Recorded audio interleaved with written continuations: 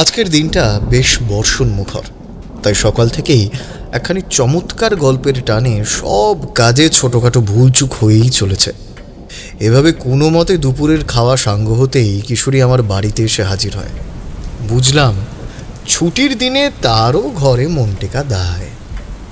বিভূতি, এমন সময় এসে পড়ে তোমাকে বিরক্ত করলাম না তো? আরে তার আগে বলো, তুমি কবে থেকে আমার সাথে এমন ভনিতা করে কথা বলতে শিখলে? হ্যাঁ, ও সব কথা থাক। আসলে বহুদিন ধরে আমার মাথায় একটা গুরুগম্ভীর প্রশ্ন ঘুরপাক খাচ্ছিল, তাই আজকে স্থির থাকতে না পেরে নির্দিষ্ট সময়ের আগেই বাড়ি থেকে বেরিয়ে পড়লাম। এতে করে আজকের গল্পের বিষয় কি হতে পারে তার বুঝতে বাকি রইল না। ফলত আমি কৌতূহলী হয়ে একটু প্রশ্ন করলাম, আচ্ছা, আগ্রহটা কোনো অপদেবতা বা অপদেবীর সম্বন্ধে জড়িত নাকি ভূত বিষয়ক? কিশোরী বেশ জোরে একটা নেতিবাচক ভঙ্গিতে মাথা নেড়ে বলল, মানুষের শ্রাদ্ধ শান্তির প্রক্রিয়া নির্ভর। সচরাচর মানুষজন গত হলে বাঙালি ঘরের রীতিনীতি অনুযায়ী কি কি কর্মপালন করতে হয় তা কম বেশি আমাদের কারোরই অজানা নয়। তবে এমন একটা বিষণ্ণ মুহূর্তের সাথে রোমাঞ্চকর কিছু জড়িয়ে থাকতে পারে বলে আমার অন্তত মনে হয় না। বিশেষত যেখানে আপনজন হারাবার বেদনাই মুখ্য হয়ে ওঠে, সেখানে ওই বিসর্জনের ক্ষণে কোনো কিছু দেখে বিস্মিত হওয়াটা কল্পনাতীত। কি হলো? আমার কথা শুনে তুমিও দেখছি বেশ চিন্তায় পড়ে গেলে। এভাবে খানিকক্ষণ কথাবার্তা বলতে গিয়ে কখন যে দুপুর গড়িয়ে বিকেল হয়ে এসেছে তার খেয়াল ছিল না। তবে হুঁশ ফিরতেই তড়িঘড়ি করে ছাতা মাথায় দুজনেই ঠাকুরমশাইয়ের বাড়ির পথে পা বাড়ায়। যাবার সময় তেলে ভাজার দোকান থেকে সিঙারা আর ফুলুরি নিতেও ভুল হয়নি। বাড়ির দাওয়ায় উঠে দরজার কড়া নেড়ে কিশোরী হাঁক দেয়, ঠাকুরমশাই! বলি, ও ঠাকুরমশাই, বাড়িতে আছেন নাকি? হ্যাঁ, যাই। কিশোরীর কণ্ঠস্বর কানে যেতেই চারি ছুটে এসে এক গাল হাসি নিয়ে দরজা খুলে দাঁড়ায়। আরে কাকা বাবু, আপনারা ভিতরে আসুন। ছাতাটা কোথায় রাখবো? এই সামনেটায় রাখুন, জল ঝরে যাবে। এ ভালো আছো তো চারি? আজ্ঞে হ্যাঁ, বাবা মশাই কিছুক্ষণ আগেই আপনাদের কথা বলছিলেন। এটা ধরো, গরম থাকতে থাকতে সকলের মধ্যে ভাগ করে দিও। আচ্ছা, আপনার ততক্ষণ এখানে একটু বসে অপেক্ষা করুন, আমি বাবা মশাইকে ডেকে দিচ্ছি। এলো রে মা। ঠাকুরমশাই ভিতরের ঘর থেকে আমাদের গলা শুনতে পেয়েই বেরিয়ে আসেন। ও তোমরা? আরে বসো বসো, আর উঠতে হবে না। যা তো মা, আমাদের জন্য চায়ের জল চাপিয়ে দে তো। হ্যাঁ বাবা, যাচ্ছি। চারি সেই ঘর থেকে প্রস্থান করতেই ঠাকুরমশাই কিশোরীর কাছ থেকে পাসিং শোয়ের প্যাকেট নিয়ে তার থেকে একটা সিগারেট বার করে সেটা দেশলাই দিয়ে খস করে জেলে সুখ টানে মনোনিবেশ করেন। ঠাকুরমশাই, আমার আপনার কাছে একটি প্রশ্ন রয়েছে। বেশ তো, বলো কি জানতে চাও। আজ পর্যন্ত আপনার কাছ থেকে আমরা এমন অনেক ভৌতিক ও অলৌকিক কাহিনী শুনেছি যেখানে নাকি মৃত্যুর পর সঠিকভাবে সৎকার না হওয়ার কারণে দুঃখী ও অভিশপ্ত মানুষের আত্মা অতৃপ্ত হয়ে চারপাশে ঘুরে বেড়ায়, ঠিক? আবার কখনো জেনেছি দেহ রাখার পূর্বে কোনো পিশাচ বা বেতালের কাছে বড়সড় উদ্দেশ্য পূরণের স্বার্থে কায়া বাধা দিলে সহজে এই মায়া জগতের ঘোড়াচোখ থেকে মুক্তি মেলে না, তাই তো? কিন্তু আপনি কখনো এমন কোনো ঘটনার সম্মুখীন হয়েছেন যেখানে অশরীরী ছায়া নিজের পিণ্ড গ্রহণ করার সময় দু হাত বাড়িয়ে অপর কোনো জীবন্ত মানুষের দেহ, রক্ত, মাংস পাবার ইচ্ছা জ্ঞাপন করেছিল? কিশোরীর প্রশ্নটা কর্ণকুহরে প্রবেশ করা মাত্রই ঠাকুরমশাই বেশ গম্ভীর হয়ে উঠলেন। কে এসেছে? সরসী, আমি এসেছি। নীল মৃদঙ্গ, তাড়াতাড়ি দরজাটা খোলো। আজ আসতে এত দেরি হলো যে? পশ্চিমের শ্মশানে দুপুরের পর থেকে কোনো নীরব শবদেহ পড়েনি, তাই ডোমদের সাথে একত্রিত হয়ে যথোপযুক্ত আসনের অপেক্ষা করছিলাম। কাজ হয়েছে তো? নিশ্চয়ই। আজ অবধি নীল মৃদঙ্গ কখনো খালি হাতে ফিরে এসেছে? তুমি কিন্তু রাত গভীর হয়ে উঠলে একাকী পোড়ো মন্দিরের সামনে উপস্থিত থেকো। আমি আগাম সব কিছু জোগাড় করে রেখেছি। ভয় নেই, রাতের খাবারে যে মোক্ষম পথ্য মেশানো রয়েছে তাতে সকালের পূর্বে কারো ঘুম ভাঙার কথা নয়। বেশ, তবে পূর্বোক্ত চুক্তি অনুযায়ী আজ যজ্ঞের অগ্নিতে দেবী উগ্ররূপিণীকে আহ্বান জানাতে পারলে তুমি তার কাছ হতে সূক্ষ্ম শরীর প্রাপ্ত হবার বর কামনা করবে, এবং আমি নিজের জন্য সর্বশক্তিমান ও পরাক্রমশালী বচন লাভ করব। মনে থাকবে তো? থাকবে। তবে যজ্ঞের সময় তুমি নিজেকে আহুতি দেবে, কারণ সব দেহে ক্ষণিকের তরে প্রাণ সঞ্চার ঘটিয়ে তাকে সঞ্চালনার গুরুভার আমি গ্রহণ করেছি। ফলত দিব্যশক্তি প্রাপ্তির আকাঙ্ক্ষা যখন দুজনের মধ্যেই বিরাজমান, তখন তোমাকেও কিছু বাজিয়ে রাখতে হবে। অন্যথায় আমি এই কার্যক্রম থেকে পিছিয়ে আসতে বাধ্য হব। হঠাৎ করে রণে ভঙ্গ দেবার মতি হলো কেন? এই পরামর্শ কার কাছ থেকে পেয়েছ? যা বলছি এবং যা কিছু করছি তা একান্তই আমার নিজস্ব মতামত। বাবামশাই যদি আমাকে বাইরের বাস্তবতা থেকে দূরে সরিয়ে না আনতেন, তবে হয়তো ওনার আদেশ অমান্য করে একজন সাধারণ কর্মচারীর সাথে আমি এরূপ বন্ধুত্ব সুলভ সম্পর্ক গড়ে তুলতাম না। সাধনার পথে অগ্রসর হবার পূর্বে অহংকার বিসর্জন দিতে না পারলে মোক্ষ লাভ হয় না। অহমিকা বোধটা আমার মধ্যে নেই, তবে তুমিও নিজের পদমর্যাদা ভুলে যেও না। আমাদের দুজনের মধ্যে একটা সূক্ষ্ম প্রভেদ ছিল, আছে এবং ভবিষ্যতেও থাকবে। এই বস্ত্রখণ্ডটা ধরো, এটা মস্তকের চারপাশে ভালো করে জড়িয়ে মাতৃনাম জপ সেরে ঘর থেকে বের হবে। ওম কালী কালে নমো ভবানী, ওম কালী কালে নমো ভবানী। ষোড়শী, ভালো করে কান পেতে শোনো তো। এদিকে যেন কারোর এগিয়ে আসার পদধ্বনি শুনতে পাচ্ছি বলে মনে হয়। হ্যাঁ, আমারও তাই মনে হচ্ছে। তুমি আর সময় নষ্ট না করে ওদিকে পালাও। সঠিক সময় তুমি আসবে তো? ষোড়শী কখনো নিজের প্রতিজ্ঞা ভঙ্গ করে না, কিন্তু দয়া করে এখন এখান থেকে যাও। কেউ আমাদের এভাবে এই অবস্থায় কথা বলতে দেখে ফেললে দুজনেরই বিপদ নিশ্চিত। ঠিক আছে, তবে সময়টা মনে রেখো। ঠিক রাত 2টো বাজলেই ছকের মধ্যখানে তোমায় আসীন হতে হবে। অন্যথায় আরো 1 বছরের এই নির্দিষ্ট ক্ষণ আবির্ভাবের অপেক্ষা। কেউ কানে উকি দিচ্ছে। তারা বলছে জমিদার বাড়ির এত নজরদারি এড়িয়ে চাবি কোথায়? তারা বলছে।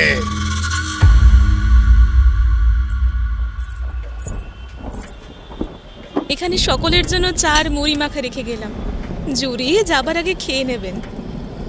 এই বলে খাবারের পাত্রটা আমাদের সামনে সাজিয়ে চারি পুনরায় ভিতরের কক্ষে প্রবেশ করে। ঠাকুরমশাই, সেই কখন থেকে কি এত ভাবছেন? এবার বলতে শুরু করুন। বুঝলে কিশোরী, ক্ষণিকের তরে আমি যেন নিজের অতীতে ডুব দিয়েছিলাম। সময়টা আমার সাধনার মধ্যম পর্ব। ইতিমধ্যেই বহু দিব্য সাধক এবং দেবদেবীদের আশীর্বাদে তন্ত্রে বেশ পারদর্শী হতে শুরু করেছি। তাই যেখানেই যেতাম লোকজন এক ডাকে চিনে ফেলতেন। এইভাবে অন্যত্র গমনকালেও কত মানুষের কুষ্ঠি নির্ণয়, বাধা কাটানো, রোগ নিরাময়, উপনয়ন এবং শ্রাদ্ধ শান্তির কাজ করেছিলাম। তবে মেদিনীপুর জেলার 7 মাইলে অবস্থিত ধামকুড়া বনে পৌঁছতেই রাতারাতি আমার এমন একটি অনন্য অভিজ্ঞতা হয়, যা মনে পড়লে সত্যি আজও আমার সারা শরীর কণ্টকিত হয়ে ওঠে। পৌষের রাতে সামান্য একটা চাদর দিয়ে একাকী অচেনা অজানা স্থানে ভ্রমণকালে হঠাৎ করেই 2 পায়ের চারপাশে যেন বেড়ি পড়ার মতো ভারী কিছু উপলব্ধি করতে শুরু করি। তবে প্রথমেই অশরীরী চিত্তের ভাবনাকে প্রাধান্য না দিয়ে সারাদিনের পথশ্রমের ক্লান্তিটাকেই মুখ্য বলে মনে করেছিলাম। কিন্তু আমার সেই ভুল ধারণা ভাঙতে বেশি সময় লাগেনি। রাত হয়ে এসেছে, আজ আর সামনে এগোনো উচিত হবে না। এদিকে আকাশের অবস্থাও শোচনীয়। রাতে ঝমঝমিয়ে বৃষ্টি নামলে কাক ভেজা হওয়া ছাড়া গতি নেই। পোঁটলায় যদিও আরও একখানি পরিধেয় বস্ত্র রয়েছে, তবে তাকেও কোনো ছাউনির তলে না রাখলে সেটাও ভিজতে বাধ্য। এই ভেবে এদিক ওদিক চাইতেই বেশ খানিকটা দূর থেকে একটা ক্ষীণ আলোক রেখা ভেসে আসে। ওই তো এখনো শেষ ঘর থেকে প্রদীপ নির্বাপিত হয়নি। একটু দ্রুত পা চালিয়ে গেলেই আজ রাতের মতো মাথা গোঁজার ঠাঁইটা জুটেই যাবে।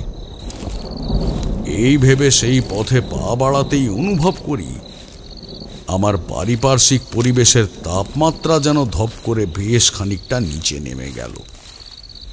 আর সেই বিষয়ে সম্পূর্ণটা বুঝে ওঠার আগেই নিজের শরীরের নিম্নাংশ ক্রমে ভার হয়ে আসছে। এ বাড়িতে কেউ আছেন? আমার কথা কি শুনতে পাচ্ছেন? আমি একজন সাধক। আপনার কুটিরে আজকের রাতটা অতিবাহিত করার মতো আশ্রয় প্রার্থনা করছি। দয়া করে কেউ একটু উত্তর দিন। এই ঠিকানায় তো কখনো কোনো অতিথি আসে না। আপনি নিশ্চয়ই পথ ভুল করেছেন। হ্যাঁ, তা বলতে পারেন। আমরা যখন যে পথে যাই তখন সেই পথেই নিজেদের মানিয়ে নেবার ব্যবস্থা করতে হয়। বেশ, আপনার যদি কোনো আপত্তি না থাকে তবে দাওয়ায় উঠে আসুন।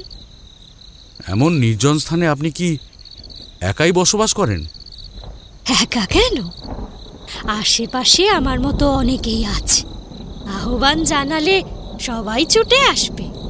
অন্ধকারে এক হয়ে থাকা সেই রমণীর এই বক্তব্যে সেই সময় খুব অদ্ভুত অস্বাভাবিক ঠেকলেও নিজের সংশয়কে যতটা সম্ভব দমিয়ে রেখে পুনরায় বলে উঠি, আমি কিন্তু এখনো যথাযথ রূপে নিজের প্রশ্নের উত্তরটা পেলাম না। বেশ, বলছি, এত তাড়া কিসের? আজ তো শত চেষ্টা করলেও এখান থেকে নিজের ইচ্ছেই আপনি ফিরে যেতে পারবেন না। কেন? কে আটকাবে আমাকে? কার এত ক্ষমতা? বারে, অতিথির আপ্যায়ন না করে তাকে চলে যেতে দেওয়া যায় নাকি? আমি আপনাকে দেখতে পাচ্ছি না কেন? বাইরে এসে কথা বলুন। না, এভাবে একাকী একজন রমণীর পক্ষে কারোর সামনে যাওয়া নিরাপদ নয়। ভয় নেই, আজকের রাতটা আমি এই দাওয়ায় অতিবাহিত করব। সেটা হয় না। আপনি ভেতরে এসে শয্যা অধিকার করুন, আমি বরং পাহারায় থাকছি। তবে খবরদার, এখানে যাই কিছু ঘটে যাক না কেন, আপনি কিন্তু সকালের পূর্বে বাইরে বের হতে পারবেন না। এই বলে সেই রমণী কালো ছায়ার ন্যায় ডান দিকের বাঁশের গাঁথুনি ধরে সরে দাঁড়ালেই আমি কুটিরের ভিতরে পা রাখি। চারিদিকে কেমন যেন সোঁদা গন্ধ, আর মেঝেটা ভিজে মাটির মতো ঠান্ডা আর চ্যাটচ্যাটে। 4 কদম এগোতেই নিজের মুখমণ্ডলের উপর মাকড়সার জালের স্পর্শ মেলে, আর পায়ের উপর দিয়ে ছুঁচো না গেছো ইঁদুরের রমরমা উৎপাত প্রতিধ্বনিত হয়। সাবধান, ওদিকে জলের ঘড়া রয়েছে।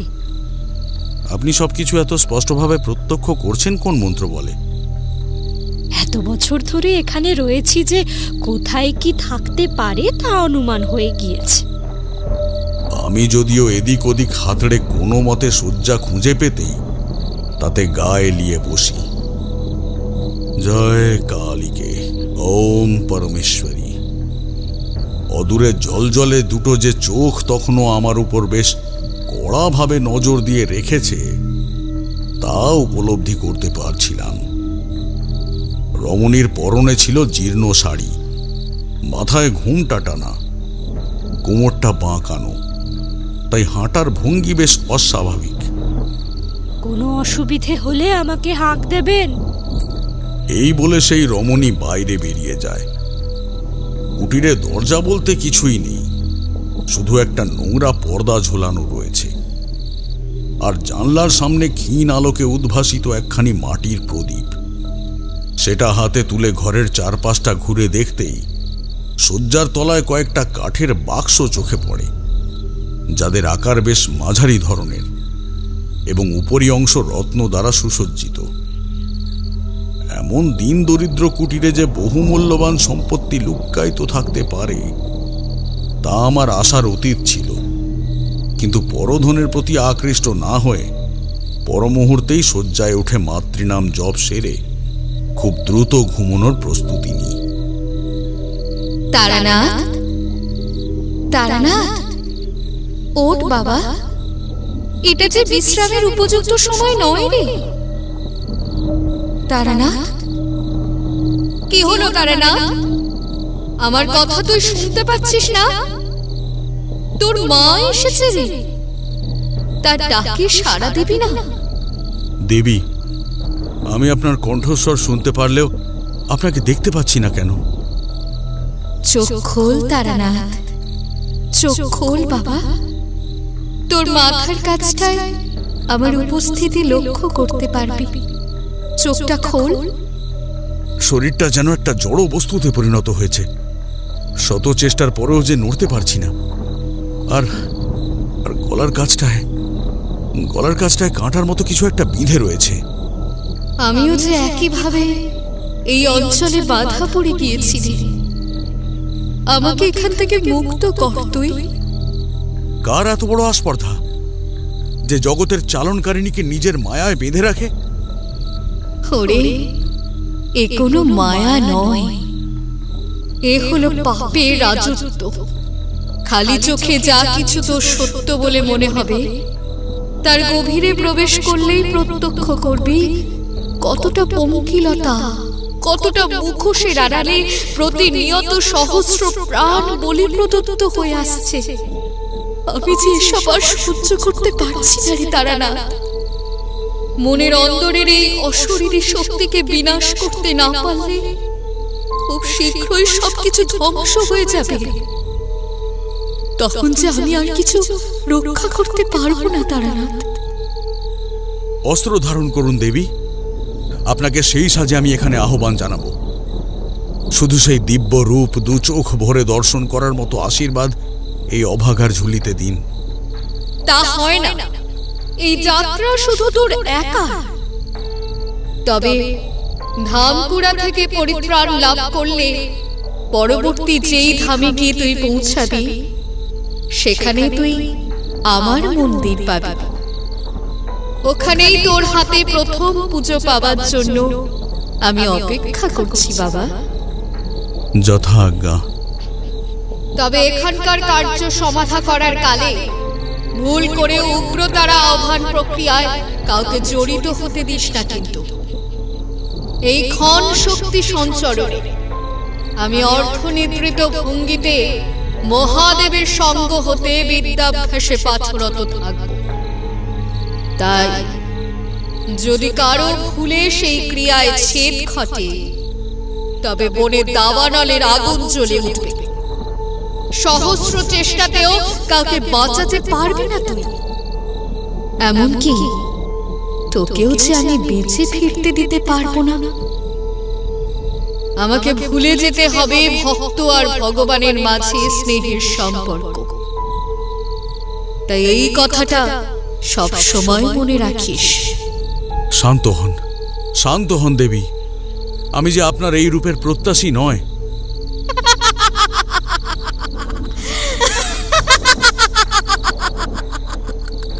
তুই এখনো এতটা ক্ষমতাবান হয়ে উঠিসনি তারানাথ, যে আমাকে কিভাবে দর্শন করতে চাস সেই কামনা তোর ইচ্ছানুযায়ী পূরণ করতে হবে। না দেবী, এই দাসের সেই অভিসন্ধি ছিল না।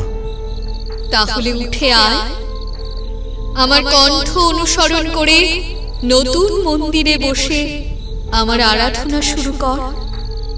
আমি কথা দিচ্ছি, যত শীঘ্রই সম্ভব সেই মন্দিরে আপনার যজ্ঞবেদী সজ্জিত করে তুলব। এই মুহূর্ত থেকেই সেই সময় শুরু হলো। এক একটি প্রহর যে তোর জন্য ঠিক কতখানি মূল্যবান হয়ে উঠবে তা তুই নিজের চোখের সামনেই প্রত্যক্ষ করতে পারবি। জয় উগ্রতারার জয়, জয় মা কালী।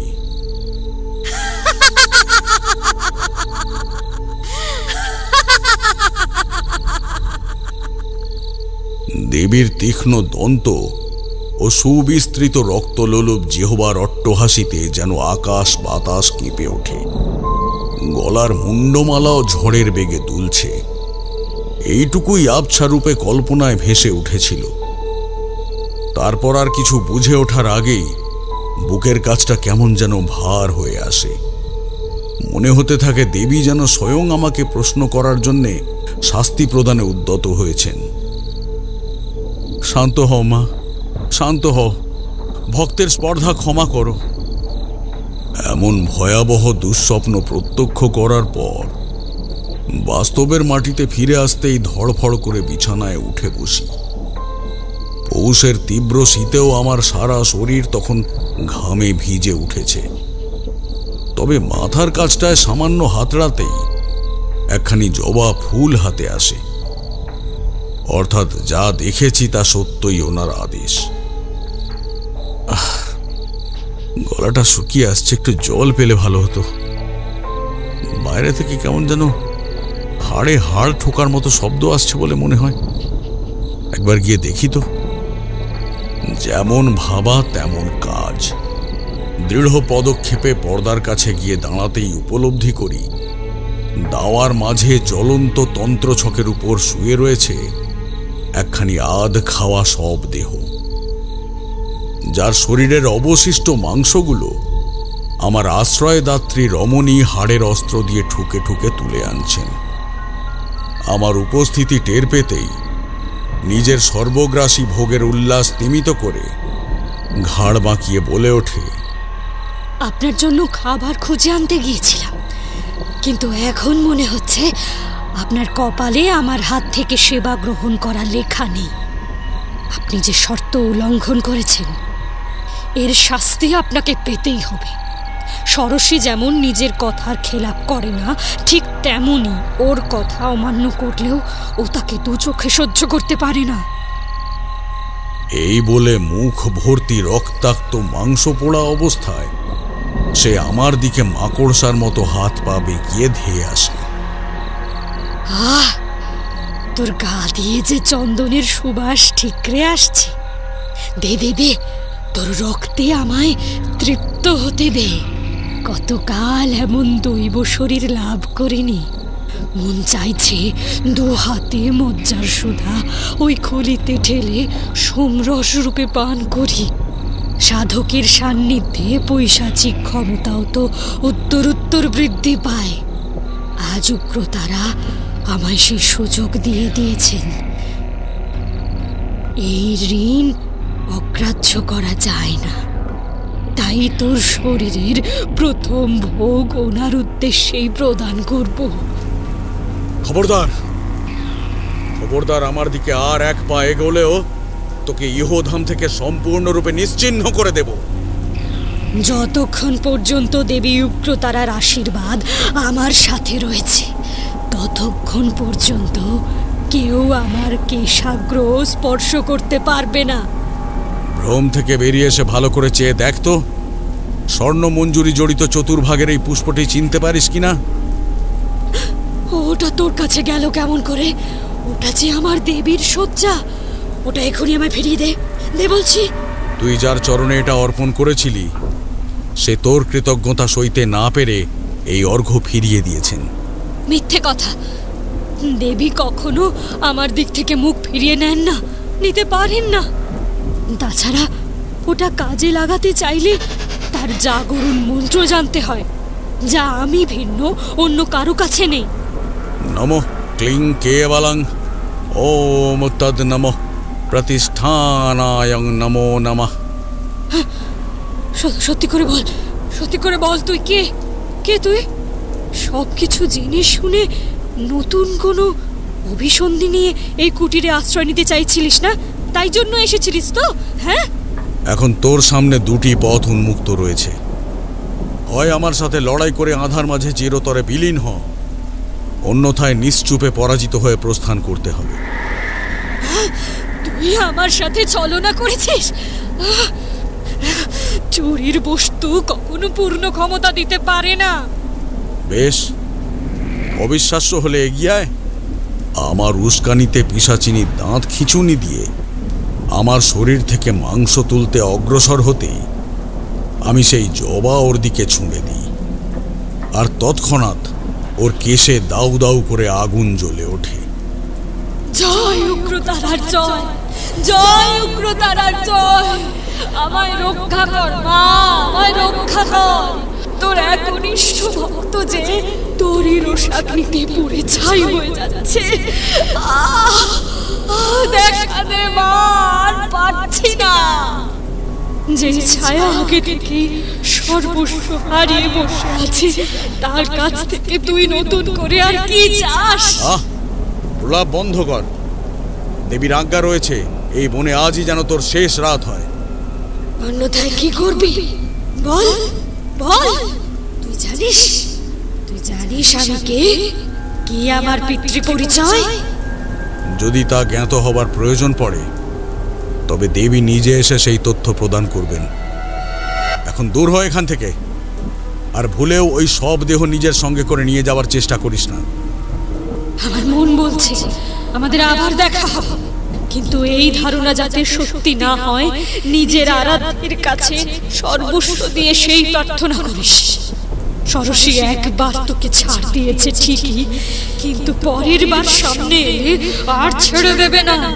আমি নিজ তন্ত্রের মার্গকে যেমন ঘৃণা করি, তেমনি নিজ তন্ত্র হতে প্রাপ্ত শক্তিকেও অবজ্ঞার চোখে দেখি। তুই মরবি খুব শীঘ্রই।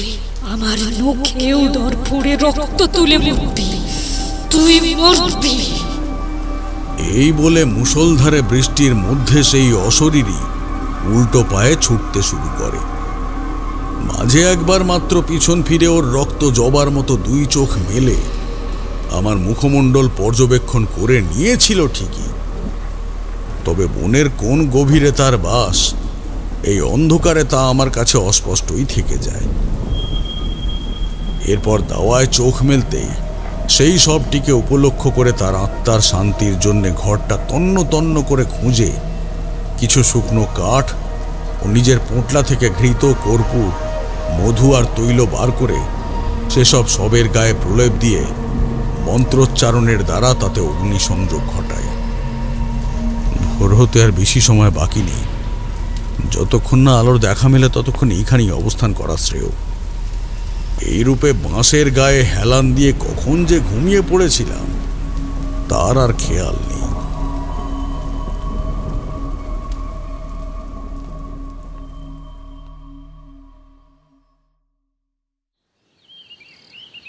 এই যে শুনছেন, এই যে কে আপনি? এই অভিশপ্ত স্থানে এলেন কেমন করে?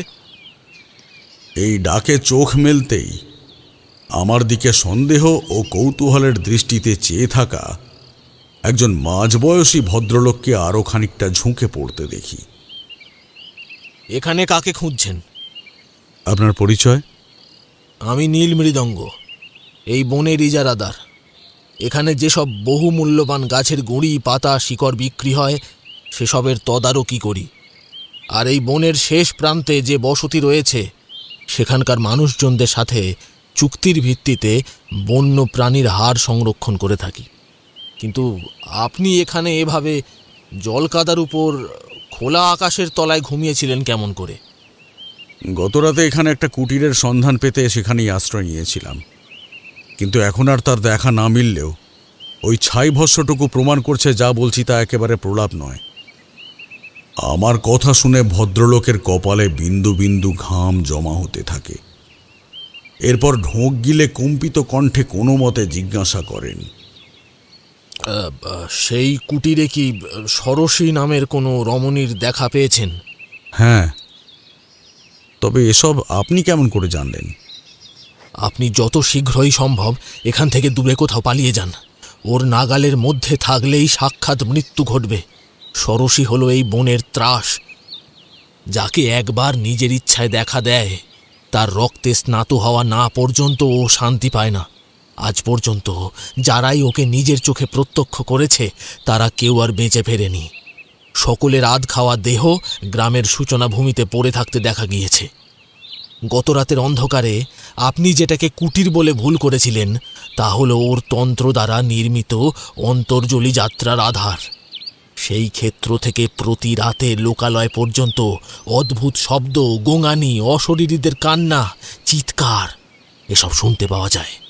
সূর্যাস্তের পর কোনো সুস্থ মস্তিষ্কের মানুষ, এমনকি পশু পাখি পর্যন্ত এদিকের ছায়া মাড়ায় না। কি হলো? আপনার কি শরীর খারাপ করছে? ভদ্রলোক কথাগুলো বলার সময় এতটা পরিমাণে উত্তেজিত হয়ে উঠেছিলেন যে শেষের বক্তব্যটা শেষ করার কালে বুক ধরে বসে পড়বার জোগাড় হয়। সবকিছু ওর চক্রান্ত। ও চায় না এই গ্রাম থেকে কেউ বেঁচে ফিরুক। আপনার কাছে সত্যিগুলো উন্মোচন করার কারণে ও আমার উপর ক্রোধ বর্ষণ করছে। কিন্তু ও হয়তো ভুলে গেছে নীল মৃদঙ্গ ওকে আজও ভয় পায় না। যদি মরতে হয় তবে বনভূমিতে বুক পেতে দেবে, কিন্তু শেষ সময়ে চোখের মণিতে ভয়ের ছিটে ফোঁটা উপভোগ করতে পারবে না। ভুল করেছিলাম ঠাকুর মশাই। বয়স কম, রক্ত গরম ছিল, সেই সাথে ভালো খাওয়া, পোশাক আশাক, নেশা, মেয়ে মানুষের সঙ্গ বড় প্রিয় বোধ হতো। আর এসবের জন্য প্রয়োজন ছিল অগাধ অর্থের। তাই জোয়ানির আনন্দে অর্থের সামনে নিজের জীবনটাকেও তুচ্ছ মনে হয়েছিল। তাহলে মতি ফেরার পর সিদ্ধান্ত বদল করার কথা মাথায় আসেনি? সত্যি বলতে চেষ্টা করেছিলাম, কিন্তু নিজের হাতে একবার যখন রক্তের দাগ লাগিয়ে ফেলেছি তখন তা থেকে সম্পূর্ণরূপে নিজেকে সরিয়ে আনতে পারিনি। পাপ? কি সেই পাপ? নীলমৃদঙ্গ, তুমি কোথায়? নিজ প্রতিজ্ঞা অনুসারে আমি সঠিক সময়ে ছকের মধ্যভাগে দণ্ডায়মান হয়েছি। দয়া করে আমার ডাকে সাড়া দাও।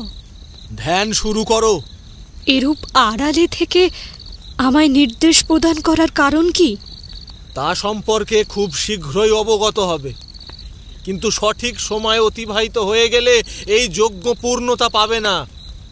বেশ, সব দেহটিকে যজ্ঞবেদীর সামনে পুষ্প ও রক্তিম বস্ত্রে সজ্জিত করে প্রথমে গঙ্গা জল ও দুগ্ধ দ্বারা তার চরণ ধৌতুকরণের মাধ্যমে সুখাত্মা বশীকরণ প্রক্রিয়া শুরু করলাম। জয় উগ্রতারার জয়, জয় উগ্রতারার জয়। তোমার বাম পাশে সুপারি ধানের গোছা ও ডান পাশে নরখুলি স্থাপন করো। যথা আজ্ঞা। এবার চোখ বন্ধ করে করজোরে দেবীকে স্মরণ করতে থাকো। ষোড়শী তপস্বিনীর ন্যায় ভঙ্গিমা অধিকার করতেই নীল মৃদঙ্গ কোথা হতে প্রবল পরিমাণে তপ্ত শোণিত এনে ষোড়শীর সর্বাঙ্গ লালচে ছটায় সিক্ত করে তোলে। বাঁচাও, বাঁচাও, কে কোথায় আছো? আমাকে বাঁচাও, বাঁচাও। রক্ত দেখে এত ভয় পেলে চলবে কেমন করে? এই জীবনের ধাঁচে অভ্যস্ত হতে না পারলে ঘৃণা ও ক্লেশ দূরীকরণ করতে পারবে না। এবার ভূমিতে লুটিয়ে পড়া শোণিত দুই হস্তে ধারণ করে সব দেহে প্রলেপ দাও।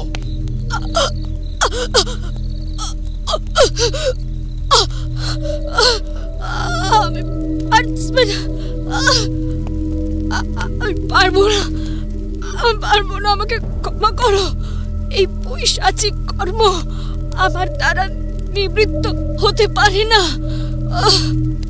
কিন্তু তোদের তান্ত্রিক আহ্বানে সাড়া দেবার কালে আমি যে কোনো রূপ নেতিবাচক উত্তর মানব না। মা, মা, মা, তুই এসেছিস? মা,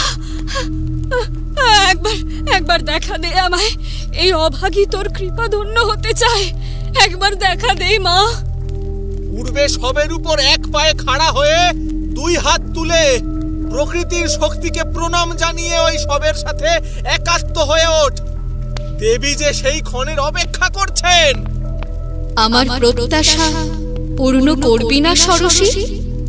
তুমি তোমার মতো করে আমায় চালনা করে নাও দেবী। ওম ক্রিং ত্রিনয়নী কৃপাধার্তি নমঃ। ওম সুধায় ওম স্বাহা। जय मंगल कालिके ওম নমামি স্মিতং ভবামি। ভোগ গ্রহণ করুন দেবী। আপনার জন্য আমি গুড়ের মিষ্টান্ন, গোবিন্দভোগ চালের পায়েস, পাঠার মজ্জা দ্বারা তৈরি সুধারস ও নারকেলের দুধ দিয়ে চরণামৃত তৈরি করে রেখেছি। কিন্তু আজ যে আমার নরবলি চাই। তোদের মধ্যে থেকে কে আমার সামনে আত্মসমর্পণ করতে প্রস্তুত?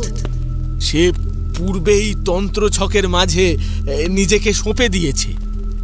না না না, এমন কথা তো ছিল না। আমি মরতে চাই না দেবী, আমাকে রক্ষা করুন। এই যাত্রায় যদি বেঁচে ফিরতে পারো তবে বিধাতার প্রহসনে জীবন্তে নরক দর্শন অবশ্যম্ভাবী।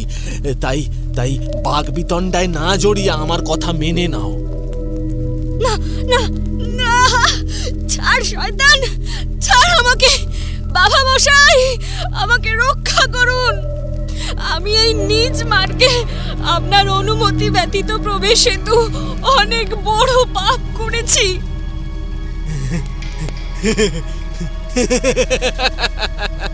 কেউ তোকে বাঁচাতে আসবে না। ওঠ ওঠ বলছি, ওঠ।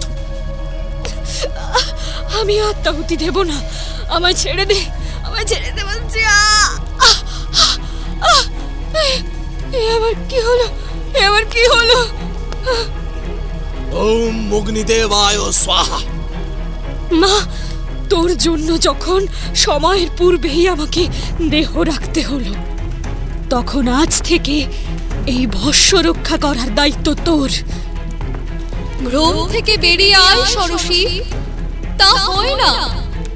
আমি চললাম, আমায় শেষ করার শাস্তি তুই ঠিক পাবি।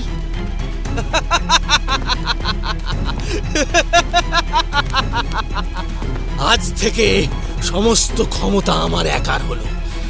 আর আর ষোড়শীকে পাহারা দেবার জন্য দেবী নিজে এখানে বাঁধা পড়ে রইলেন। এবার শুধু বুদ্ধি খাটিয়ে তাকে সন্তুষ্ট করার পালা। আজীবন যদি নিজেকে তার চরণে সমর্পণ করতে সক্ষম হই, তাহলে পৃথিবীর কোনো বিপদ আমাকে ধরাশায়ী করতে পারবে না। ইজারাদার হয়ে সত্ত্বাধিকারী দাস রূপে বেঁচে থাকার দিন শেষ হয়ে এসেছে। আমি আমি আমি হব এখানকার জমিদার ও একমাত্র সর্বে সর্বাধিকর্তা। কি হলো? এত করে কি ভাবছেন? আজ মনে হচ্ছে নিজের সমস্ত পাপের প্রায়শ্চিত্ত করার জন্যই ঈশ্বর আপনাকে এখানে পাঠিয়েছেন। সব বলবো ঠাকুর মশাই, আমাকে আর একটু সময় দিন। আপাতত আমাকে এই বন থেকে বের হবার পথ দেখাতে পারবেন? অবশ্যই, তবে তার আগে আপনার কাছে আমার একটি অনুরোধ আছে। বলুন, কি সাহায্য চান? আপনি যে কদিন এই গ্রামে অবস্থান করছেন ততদিন আপনাকে আমার গৃহেই অন্ন গ্রহণ করতে হবে। এই সৌভাগ্য থেকে দয়া করে আমাদের বঞ্চিত করবেন না। আচ্ছা আচ্ছা, বেশ, তবে তাই হবে। এদিক দিয়ে আসুন, পূর্বের খেকোমারি পথ ধরলে দ্রুত পৌঁছানো যায়। এই অঞ্চলে আপনি কত বছর ধরে বসবাস করছেন? বাপ ঠাকুরের ভিটে, তাও কমপক্ষে 300 বছরের পুরনো হবে। আর এই পিশাচিনীর উপদ্রব এখানে কত বছর ধরে ঘটে চলেছে? প্রায় 3 বছর যাবত। ওকে সব লীলা থেকে নিবৃত্ত করার জন্যে এর আগে কোনো প্রচেষ্টা করা হয়নি? কোন প্রচেষ্টা বাকি রেখেছি সেটা জিজ্ঞাসা করুন। পশ্চিম প্রান্ত থেকে ওঝা ডেকেছি, দক্ষিণ প্রান্ত থেকে গুণিন বাবা এসেছেন, উত্তর প্রান্ত থেকে পীড় এনেছি, তাতেও কোনো লাভ হয়নি। উপরন্তু যেই শনি মঙ্গলবার ওকে এখান থেকে বিতাড়িত করার জন্য ঝাড়ফুঁক শুরু হতো, সেই সপ্তাহে গাঁয়ের প্রতি ঘরে যথেচ্ছ পরিমাণ তাণ্ডব চলত। আর শেষমেশ টুকটাক বিশেষজ্ঞদের জন্য মুখে রক্ত উঠে মরা অথবা মাথার মধ্যভাগের শিরা ছিঁড়ে কান থেকে রক্ত উগড়ে মৃত্যুর বিধান রচনা করাই ছিল একমাত্র নিয়তি। পরবর্তীতে এই খবর 5 কান হতে গ্রাম থেকে তাদের সম্প্রদায়ের সমস্ত মানুষেরা অন্যত্র পালিয়ে যান। আর বাইরে থেকে যদি কাউকে ধরে আনা হয়, তবে তারাও লোকমুখে বধ প্রক্রিয়া শুনে অথবা মূল কর্মে হস্তক্ষেপ করে সরাসরি ক্ষমতা উপলব্ধি করার পর এই বিপদ থেকে আমাদের নিষ্কৃতি প্রদানে অক্ষম বলে জানিয়ে গিয়েছেন। এই গ্রামে ষোড়শীর ভিটা কোন দিকে? হ্যাঁ, আপনি কি সেদিকে ঘুরে আসার কথা ভাবছেন? ওই ভাবধারা মনে আনাও পাপ। একদা কৃষভতান্ত্রিকের সহায়তায় সেই জমি বাঁধা দেওয়া আছে বলে ষোড়শীর ক্ষমতা কেবলমাত্র রাতের আঁধারে প্রভাব বিস্তার করতে সক্ষম। নয়তো জীবৎকালে সে দৈহিক সংযম ও সাধনার দ্বারা এমন শক্তি প্রাপ্ত হয়েছিল যাতে দিবালোকেও অদৃশ্য হয়ে মায়াজালের প্রকোপে শিকার ধরতে সক্ষম। ষোড়শী ছিল জমিদার রুদ্রভানুর একমাত্র কন্যা। তার জীবৎকালে আমি তাকে সামনে থেকে প্রত্যক্ষ করেছি। স্বর্গের অপ্সরা বা নর্তকী ঠিক কেমন রূপবতী হতে পারে সেটা তাকে দেখলে আন্দাজ করা যেত। একেবারে দুধে ধোয়া গায়ের বর্ণ, চোখের উপর আপেলের ন্যায় আলতো লালচে আভা, গালে ও ঠোঁটে গোলাপের মাধুরী মিশ্রিত, হাত পা সুচারু ও নিটোল, বক্ষ বিভাজিকা পূর্ণ যৌবনে ভরপুর, চলার গতি হরিণীর ন্যায় চঞ্চল এবং প্রেমাকাঙ্ক্ষী। উত্তরের সুবিশাল অট্টালিকা পরিষ্কার পরিচ্ছন্ন রাখার জন্য 25 জন দাস দাসী নিযুক্ত থাকা সত্ত্বেও কেবলমাত্র নিজ কন্যার বিশেষ পরিচর্যার জন্য জমিদার মশাই আরও 5 জন দাসী নিয়োগ করেছিলেন। কেউ দুপুর হলেই স্নানের পর যুবতীর পা দুটি দুধ মধুতে ধুয়ে মুছে আলতা দ্বারা রঞ্জিত করে তুলত। আবার কেউ আবার ছিলেন বিভিন্ন ছাঁচের কেশ বাঁধনি পটিয়সী। কিন্তু এত সুখের মাঝেও মেয়েটির কোনো সঙ্গী ছিল না। জমিদার মশাই সবসময় ষোড়শীকে চোখের কারাগারে বন্দি করে রাখায় সে প্রতি মুহূর্তে বাইরের অচেনা জগৎ প্রত্যক্ষ করার জন্য ছটফটিয়ে মরত। আর তাই মৃত্যুর পরেও ও নিজের ঘর বাড়ির মায়া ত্যাগ করতে পারেনি। বাপের উপর তার ছিল অগাধ ক্ষোভ। জন্মাবধি দেখে এসেছে জমিদারের অত্যাচারে তার মা কিভাবে লাঞ্ছিত হয়েছে, তাই জমিদারি প্রথার কোনরূপ উচ্চাশাই তার মধ্যে ছিল না। এইভাবে ষোড়শীর অতীত জীবনের কথা শ্রবণ হেতু নীল মৃদঙ্গকে অনুসরণ করে গহীর বন থেকে বাইরে বের হয়ে আসতেই চোখে পড়ে পথের চারিদিকে ছাগল, কুকুর ও মহিষের খুলি ছড়িয়ে ছিটিয়ে পড়ে রয়েছে। এই দেখুন, যেই রাতে ষোড়শী মানুষ শিকারে ব্যর্থ হয় সেই ক্ষণে নিরীহ পশু পাখিরা ওর থাবা থেকে মুক্তি পায় না, পিছন থেকে ঝাঁপিয়ে পড়ে ঘাড়ের উপর কামড় বসায়। আপনি যে বলেছিলেন তাকে নাকি যারা নিজের চোখে প্রত্যক্ষ করেছে তারা সকলেই প্রাণ হারিয়েছে, তবে এই শিকার কৌশল সম্পর্কে আপনি এত অবগত হলেন কোথা থেকে? অনুমানের ভিত্তিতে বললাম। প্রতিটি শবদেহের মধ্যেই সাদৃশ্য সূচক রূপে ঘাড়গুলো মটকানো থাকে কিনা। ওই দেখুন, কথা বলতে বলতে একেবারে আমার নিবাসের কাছাকাছি পৌঁছে গিয়েছি। গিন্নি, ও গিন্নি, কোথায় গেলে? শিগগিরই এসে দেখে যাও কাকে সঙ্গে করে নিয়ে এসেছি। আসুন আসুন সাধু বাবা, আসুন আসুন আসুন। থাক বাছা, দীর্ঘায়ু হও। রেণুকা, তুমি ওনার আহারের ব্যবস্থা করো, আমি ততক্ষণ একটা বিশেষ কাজ মিটিয়ে আসছি। ঠিক আছে, এখানে বসুন সাধু বাবা, আমি আপনার পাটা ধুইয়ে দিচ্ছি। এই বলে সেই রমণী একটি পাত্রের উপর আমার চরণ স্থাপন করে ধুলো ময়লা ধৌত করার কালে আমি তার হাতের শাঁখা পলার মাঝে হলুদ ও সিঁদুরের ফোঁটা লক্ষ্য করে প্রশ্ন করি, তোমার বিবাহিত জীবন ঠিক কতদিনের? আগে মাত্রই 6 মাস হয়েছে। তোমার পরিবার এই গ্রামের অভিশপ্ত ইতিহাস সম্পর্কে অবগত হওয়ার পরেও এই স্থানে বিবাহের সম্বন্ধ করতে সম্মত হলেন কিভাবে? ওনাদের কাছে এগুলো গোপন করা হয়েছিল। আমি নিজেও এখনো সবটা বুঝে উঠতে পারিনি, তবে এটুকু জানি যে... রেণুকা, তুমি হেসেলে যাও। কথা বলে সময় নষ্ট করার মতো অবসর ওনার হাতে নেই। নীল মৃদঙ্গের শাসানিতে তার গৃহবধূ ঘোমটা টেনে সেখান থেকে সত্বর পলায়ন করে। অপরাধ নেবেন না ঠাকুরমশাই, তবে মেয়ে মানুষেরা কখন যে কি বলে ফেলে সেসব অত মাথায় নিতে নেই।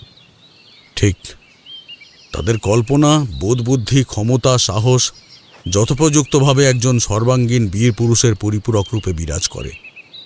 তবে সমাজের সেই সমস্ত কাপুরুষেরা তাদের এই গুণগুলি অবহেলার চোখে দেখে, অথবা বিনা কারণে গৃহিণীর মতামত এড়িয়ে যেতে চায়।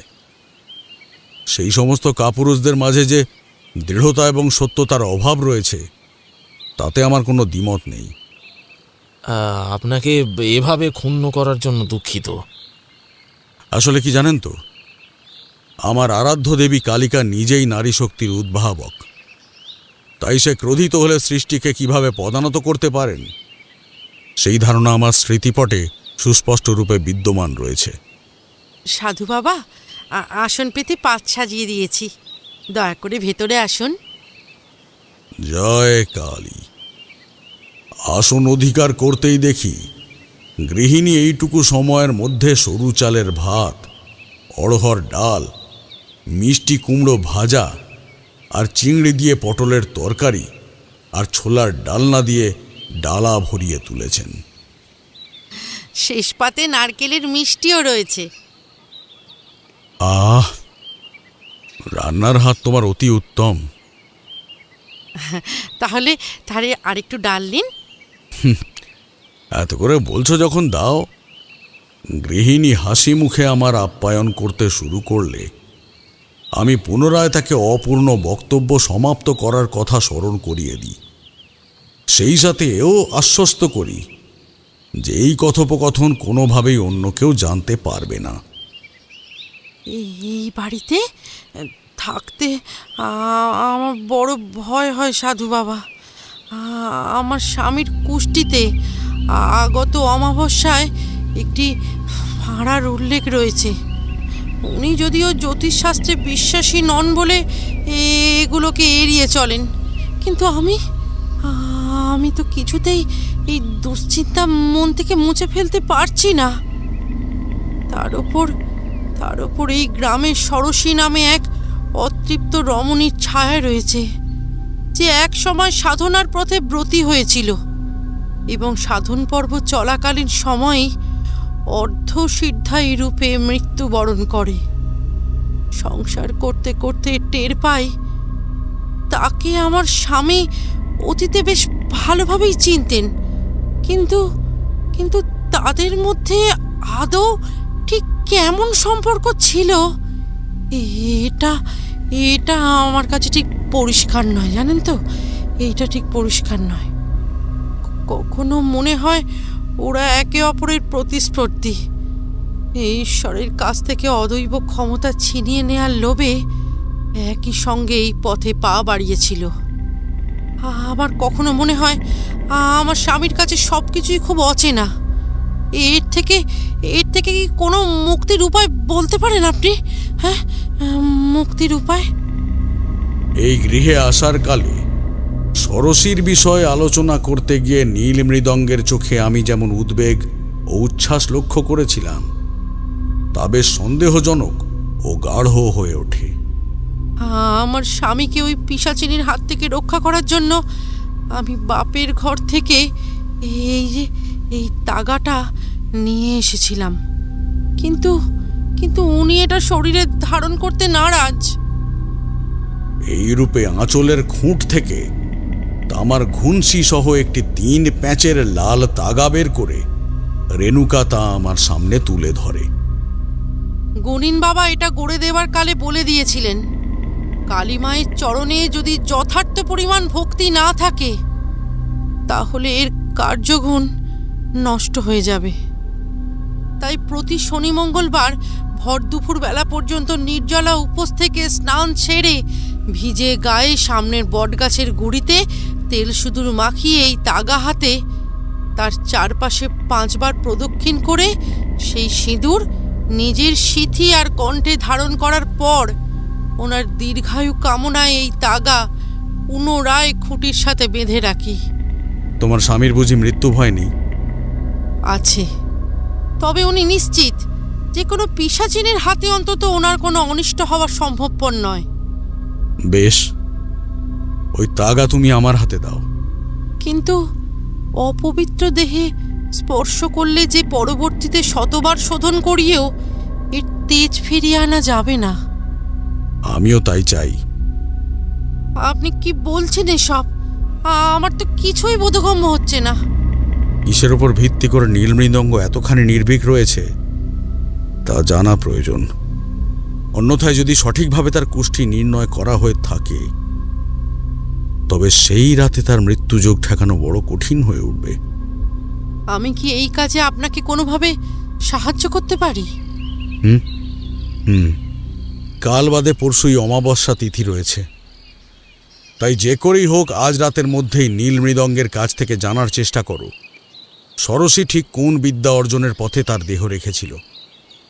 যথা আজ্ঞা। এবার আমি উঠি। এইরূপে আহার সমাপ্ত করে হাত মুখ ধোয়ার পর নীল মৃদঙ্গের ভিটের সামনেটায় এসে দাঁড়াতেই লাঠি ঠুকে মিশ কালো বর্ণের একজন বয়স্ক তান্ত্রিক আমার সম্মুখে এসে তার হলদেটে দাঁত চেপে অতি কষ্টে জিজ্ঞাসা করেন, আমি যদি খুব ভুল না হয় তাহলে আপনি তারানাথ তান্ত্রিক? হ্যাঁ, কিন্তু আপনার সাথে আমার এর পূর্বে সাক্ষাৎ হয়েছে বলে তো বোধ হচ্ছে না।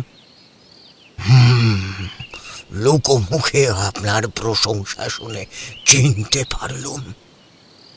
বেশ, তা এক্ষণে আমাকে স্মরণ করবার কারণ কি? আমাকে মুক্তি দিতে পারেন? আমি মরতে চাই। বহু চেষ্টা করেও বিধাতা এই জীর্ণ দশা থেকে আমায় পরলোকের যাত্রাপথে অগ্রসর করতে নারাজ।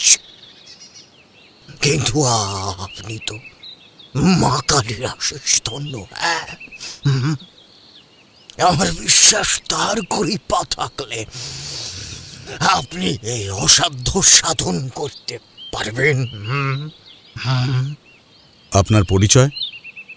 সাধক নবললিত চট্টোপাধ্যায়।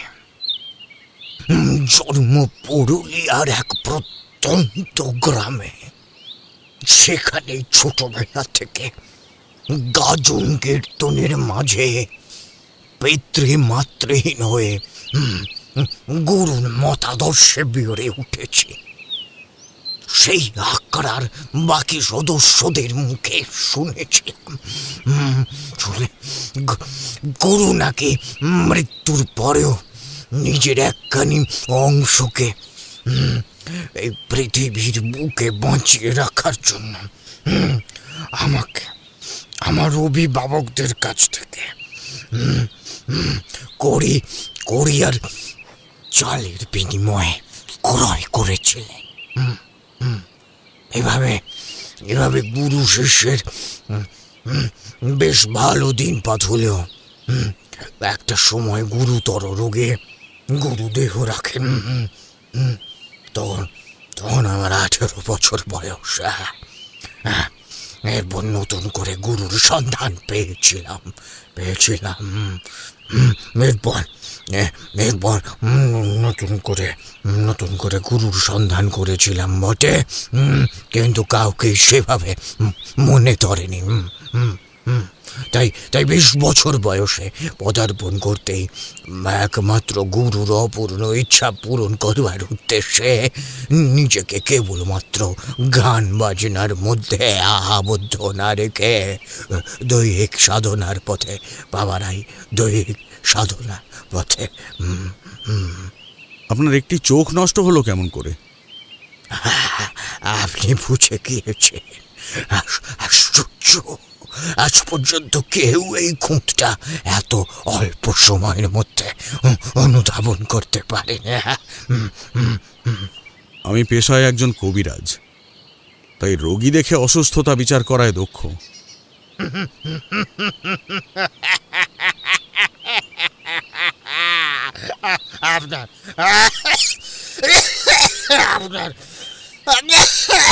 আপনার আর কি গুণ আছে? আর কি গুণ আছে? সেই সব নির্দিষ্ট সময় এলেই টের পাবেন। আমার বাম পায়ের হাঁটুর জায়গাটা দগদগে ঘা হয়ে গিয়েছে। এটা এটা পথ্য দিয়ে সারিয়ে তুলতে পারবেন? তার বদলে আমি আপনাকে একটা গুপ্ত সাধনার মন্ত্র প্রদান করব। এই বলে তান্ত্রিক মহাশয় তার শরীরের নিম্নাংশ থেকে কালো কাপড়ের বেষ্টনী সরিয়ে দিতেই বীজে পোকাযুক্ত ঘেয় স্থানটা উন্মুক্ত হয়ে পড়ে। আরে কাকের দল, আরে আয়, নোংরা খেয়ে পরিষ্কার করে দে, যা যা। দেখতে দেখতে মুহূর্তের মধ্যে আশেপাশে যত কাক ছিল তারা সবাই আমাদের সামনে এসে হাজির হয় এবং তান্ত্রিক মহাশয় নিজের ঘা থেকে এক খাবলা পোকার দল খুবলে তুলে নিয়ে সেই অখাদ্য তাদের দিকে ছুঁড়ে দিতে তারা ডানা ঝাপটে সাগ্রহে সেসব চঞ্চু দ্বারা ভক্ষণ করতে শুরু করে। ঝগড়া করিস না ভাই, সবাই মিলেমিশে খা, মিলেমিশে।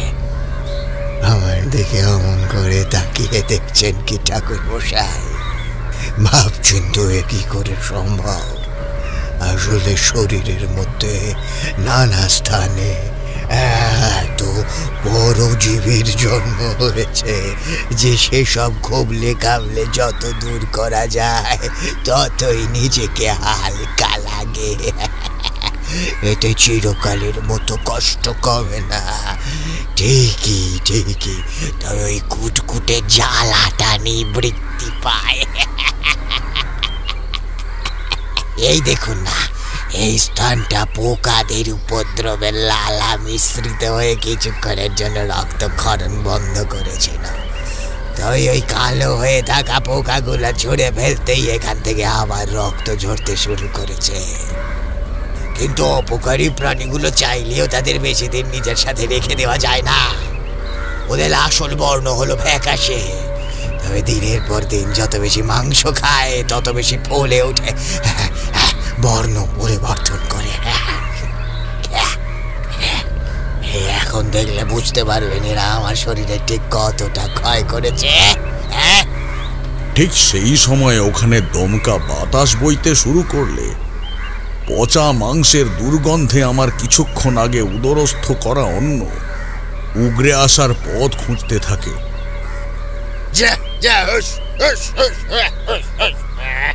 সময় হলে আবার ডেকে আনবো, এখন যা যা যা যা। আমার মতো সর্বত্যাগী মানুষের কাছে এই হেরাই হলো পরম আপন। দিনের বেলা কাকেদের কাজে লাগিয়ে শরীরের কীট দূর করি, আর রাত নামলে কুকুরদের জিহবার দ্বারা পুঁজ ওঠা রক্ত শোষিত করে অশ্বত্থের ছাল বসিয়ে ঘাস হারাই। কিন্তু এভাবে তো গোড়া থেকে রোগ নির্মূল করা সম্ভব নয়। বিশেষ করে আপনার ত্বক যেই পর্যায়ে উত্তীর্ণ হয়েছে তাতে নিজেকে সম্পূর্ণরূপে পরিচ্ছন্ন রাখতে না পারলে জীবিত অবস্থাতেও আপনার শরীরের মাংস পচতে আরম্ভ করবে।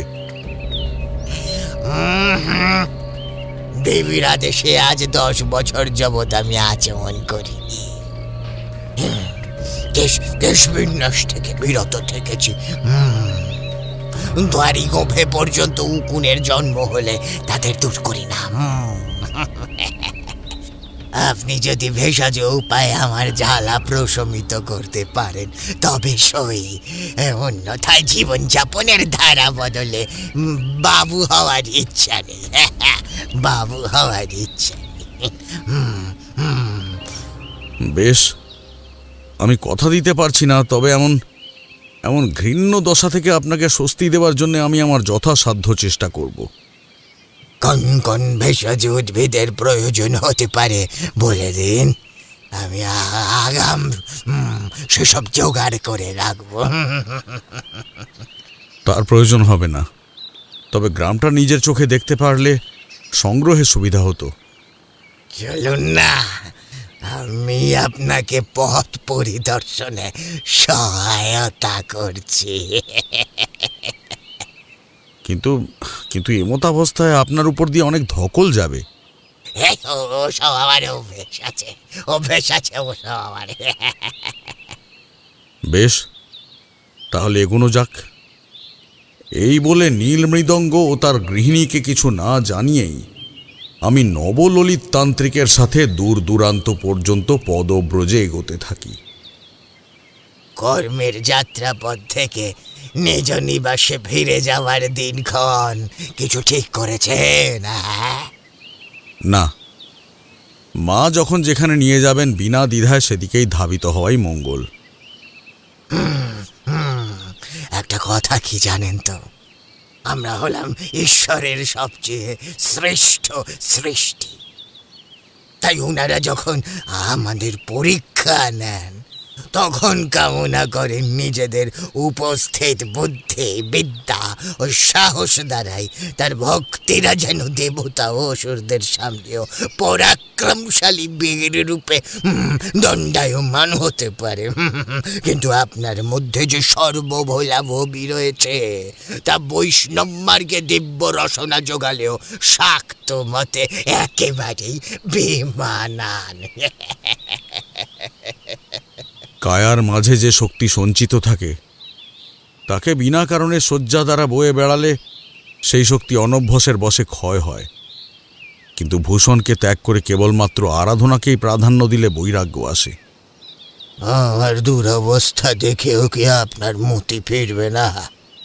আমাদের কাছে সচরাচর যা অকল্পনীয় বলে বোধ হয় তা আসলে এক পক্ষে নিজের অতীতের কর্মফল। কিন্তু ঈশ্বরের সেবকের কি সত্য সত্য এমন দিন দরিদ্র দশা মানায়? আপনি বরং নিজেকে প্রশ্ন করুন, আজ পর্যন্ত যা কিছু নৈবেদ্যাদি অর্পণ করেছেন তা সম্পূর্ণ লালসামুক্ত ছিল তো? যদি তা না হয় তবে এখনো পর্যন্ত বেঁচে থাকতাম না। কালী যে শক্তিপীঠের একনিষ্ঠ রুষ্ট আখ্যান, তার মনোপুত কর্ম না করলে সে মহাদেবকেও ছেড়ে দেবে না।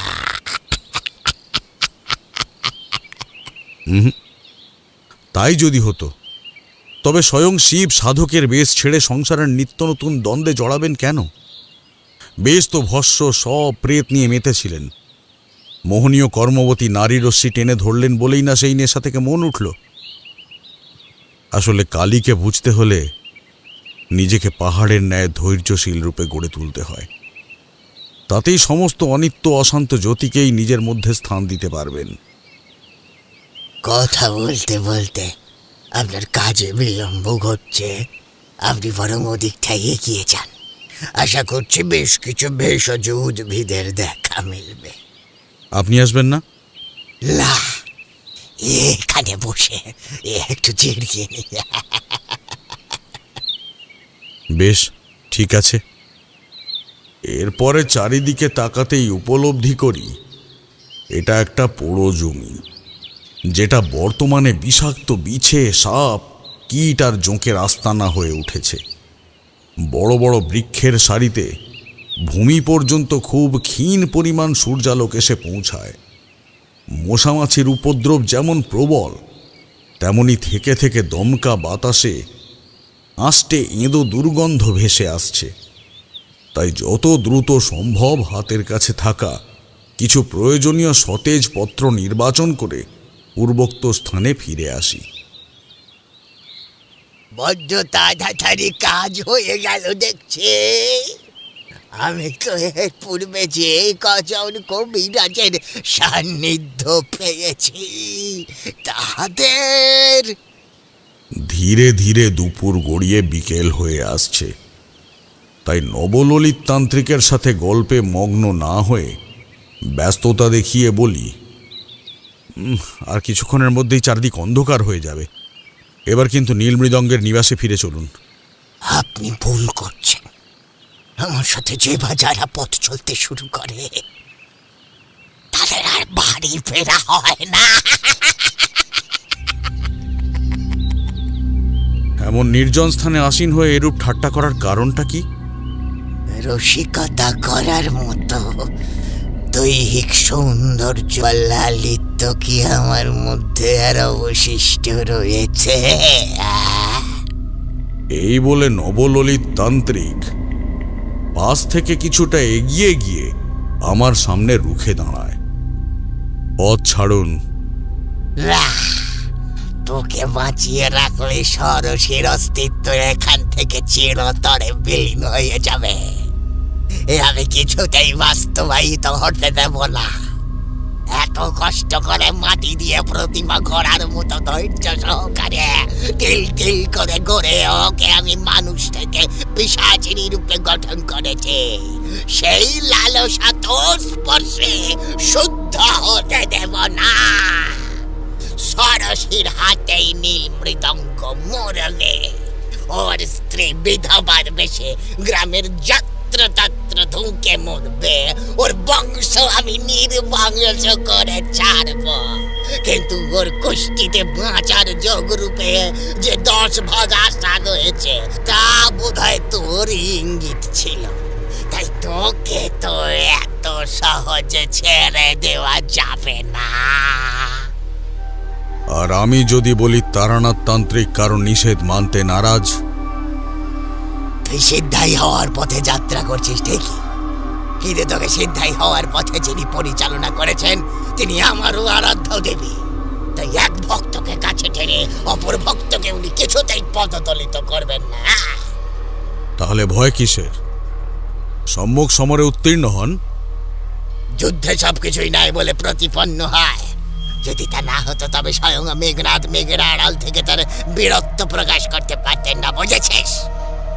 যার সঙ্গে নিজেকে তুলনা করছেন তার বংশমর্যাদা সম্পর্কে নিশ্চয়ই আপনি অবগত।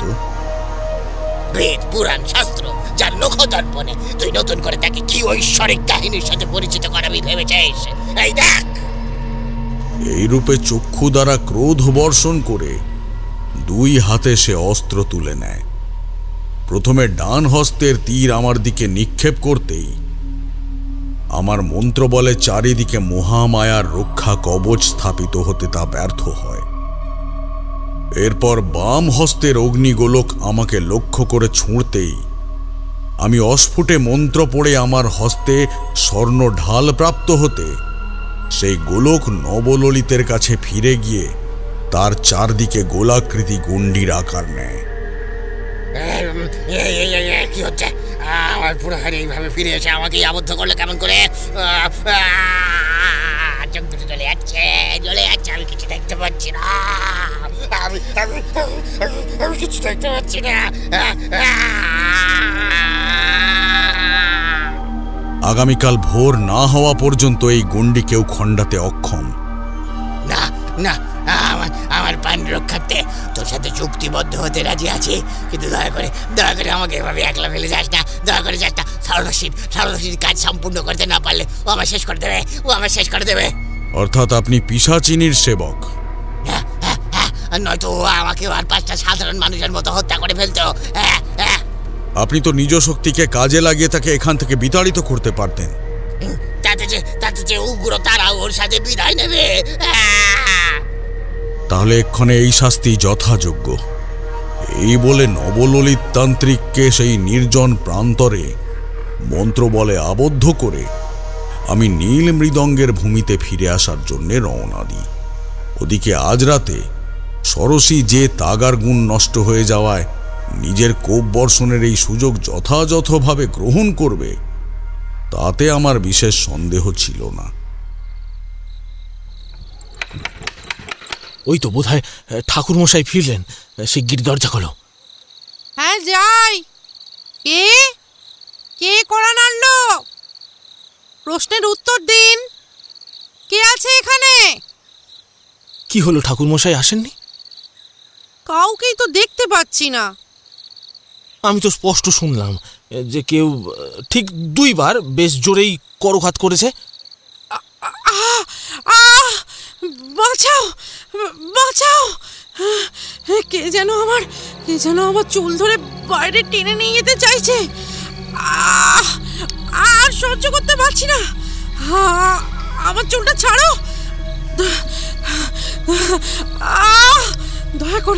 দয়া করে আমাকে রক্ষা করো। দয়া করে আমাকে রক্ষা করো। এই এই এই এই আরে এই তোমার কি হলো? আরে রেণুকা, রেণুকা নিজেকে সামলাও রেণুকা, ওকে ওকে জিততে দিও না রেণুকা। বেরিয়ে আয়, বেরিয়ে আয়, আমার শিকার হলি তুই। কিন্তু আজ যদি তোকে না পাই তাহলে তোর স্ত্রীর গলা কেটে ওই বট গাছের ডালে ঝুলিয়ে রাখবো। আমাকে প্রতিরোধ করার জন্য খুব শখ জেগেছিল না তোর? হ্যাঁ, ওর কারণে আমি এতদিন ধরে এত চেষ্টা করেও তোর কাছে আসতে পারিনি। আজ সেই সব কিছুর সুদে আসলে মাসুল তুলব। ছেড়ে দাও, ছেড়ে দাও, আমরা তো তোমার কোনো ক্ষতি করিনি। তাহলে তাহলে কেন আমাদের জীবন হস্তগত করার জন্য মরিয়া হয়ে উঠেছো তুমি? ক্ষতি করিসনি? যা বলছিস তা ভেবে বলছিস তো? হ্যাঁ, আমি কেন তো কারো কোনো অমঙ্গল প্রার্থনা করিনি কোনোদিনও। কিন্তু তোর স্বামী যে আমার সরলতার সুযোগ নিয়ে আমাকে ব্যবহার করে গুপ্ত বিদ্যা হস্তগত করার তাগিদে অমাবস্যা তিথিতে ধ্যানমগ্ন অবস্থায় আমার মাথায় খান্ডার বাড়ি দিয়ে নিজে সেখান থেকে মুক্ত হয়ে আমাকে মৃত্যুর পথে ঠেলে দিয়ে গিয়েছিল। তার কোনো বিচার চাইবি তুই? তার কোনো বিচার চাইবি না? তুই তো আমারই মতো একজন নারী, তাহলে আমার উপর অবিচারের জন্য আমার পক্ষ নিবি না? কি হলো? চুপ করে আছিস কেন? উত্তর দে, উত্তর দে বলছি। তোর বিবেকের কি হলো? তোর বিবেক কি বলে? হ্যাঁ, মানবতা বড় নাকি আত্মসুখ? হ্যাঁ, জানি না, আমি কিচ্ছু জানি না।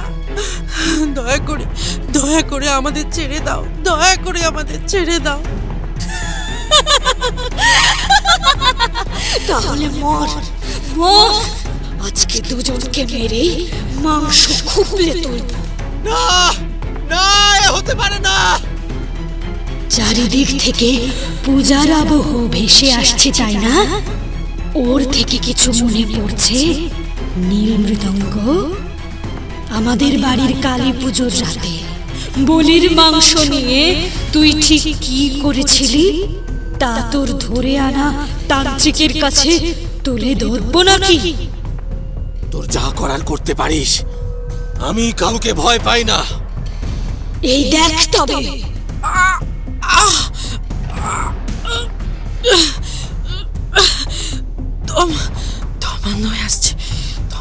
আসছে, আর পাচ্ছি না, আর পাচ্ছি না।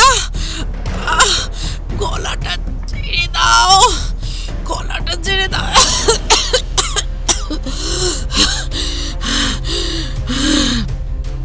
আর কিছুক্ষণের অপেক্ষা, তারপরেই মুন্ডটা ছিঁড়ে আমি পায়ে পিষব। তোর সাথে যা কিছু অন্যায় হয়েছে তার শাস্তি ওকে কেন ভোগ করতে বাধ্য করছিস? সাহস থাকলে আমাকে হত্যা কর। তুই শুধু একবার এই চৌকাঠ ডিঙিয়ে বাইরে বেরিয়ে আয়, তারপর কার কতখানি ক্ষমতা সেটা প্রমাণ হয়ে যাবে।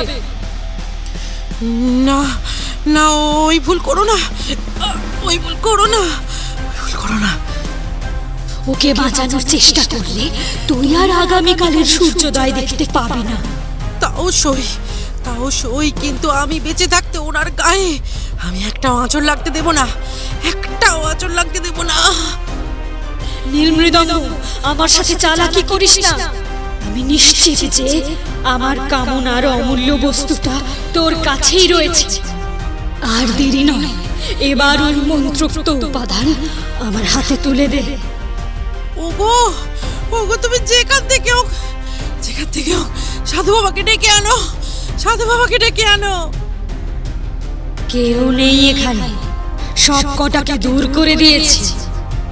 খবরদার, ওদের দিকে চোখ তুলে তাকালেও এই কমণ্ডলের পবিত্র জলে ভস্ম হয়ে যাবি। ছাড় ওকে। কি হলো?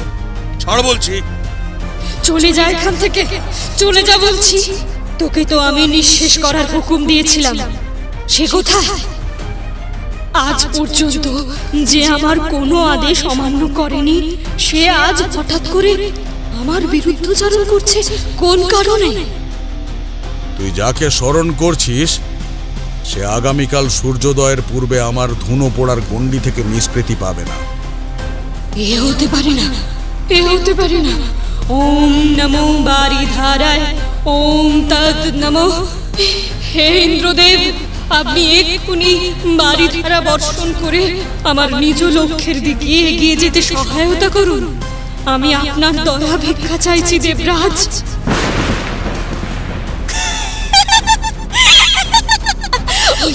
ওই যে শুনতে পাচ্ছিস? বৃষ্টির আগাম বার্তা জানান দিচ্ছে খুব শীঘ্রই নবললিত পুনরায় এখানে এসে হাজির হবে। এ তোর ব্যর্থ উল্লাস মাত্র। আমি কোনো সাধারণ মনুষ্য নয় যে আমার বাঁধন মন্ত্র প্রকৃতির বারিধারায় ধৌত হয়ে যাবে।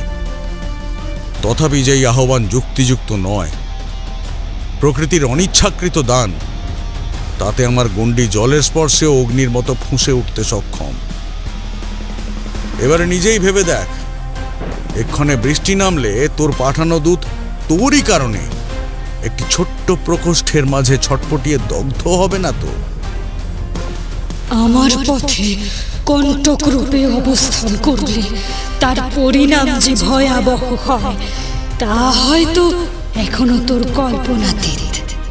তাই যার সাথে আমার কোন রকমের ব্যক্তিগত শত্রুতা নেই তার রক্তের প্রতি আমায় তৃষ্ণার্ত হতে বাধ্য করিস না। আমি এই হুঙ্কারের কোনো প্রত্যুত্তর না জানিয়ে এক পা করে ষোড়শীর দিকে এগোতে থাকি এবং শেষে ডান হস্তের মুষ্টি নিজের ওষ্ঠের কাছে তুলে ধরে অস্ফুটে একটি মন্ত্র আওড়ে তা পিশাচিনীর দিকে ছুঁড়ে দিতেই ওর অবয়বের মাঝে বিদ্যুৎ ছটার মতো একটা উজ্জ্বল ঝলক খেলে যায়। এতে কি ছুড়লি? এতে যে আমার ছায়ার মাঝেও কেমন কাঁপন ধরলো। অদ্ভুত জ্বালা করছে। আমার হাতে কোনো বল পাচ্ছি না কেন? কি হলো? উঠে এসো রেণুকা, এই মোক্ষম সুযোগ। আমাকে নরকের ভাগিদার করে নিজেরা সুখী হতে পারবি ভেবেছিস? কখনো না, কখনো না। আমি বেঁচে থাকতে তা সম্ভব নয়। জীবৎকালের নীচ তন্ত্রের আশ্রয় প্রার্থনা করার ফলেই আজও মরণের পর ইহলোক থেকে তোর মুক্তি ঘটেনি। তোকে কে বলেছে আমার মুক্তি চাই? আমি তো শুধুমাত্র জীবন্ত মানুষের রক্ত খেতে চেয়েছি। সেই শরীরের মাঝে যে উত্তাপ সৃষ্টি হবে তা দিয়ে আমি আমার শরীর থেকে আরো বহু মাংসাশী অশরীর জন্ম দেব। ওম ধর্মাৎ ধর্মে স্মমেকং। না না, একদম এদিকে এগোবি না, এগোবি না বলছি। আমি তৎক্ষণাৎ কোমণ্ডল উঁচিয়ে সেই অশরীরীর চোখে চোখ রাখতেই ও একটু একটু করে পিছনোর সময় বলে ওঠে, আমি অমাবস্যার পূর্ণতিথিতে তোর সম্মুখে উপস্থিত হব। সেদিনই হবে আমাদের দুজনের অগ্নি পরীক্ষা। তাহলে আজ এখান থেকে দূর হ। নীল মৃদঙ্গ, এই মুহূর্ত থেকে নিজের মৃত্যুর প্রহর গুনতে শুরু কর। কি হলো? যা বলছি যা, অন্যথায় জল পোড়া দিয়ে ভস্মীভূত করব। না, আমি চলে যাচ্ছি।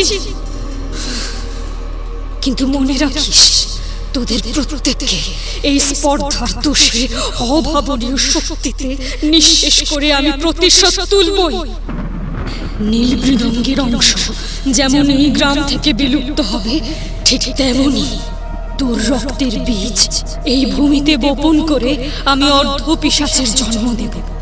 তারা পরবর্তীতে আমার দাস রূপে এই গ্রাম অধিকার করতে সহায়তা করবে। একে আমি প্রেত ভূমি বানিয়ে ছাড়ব।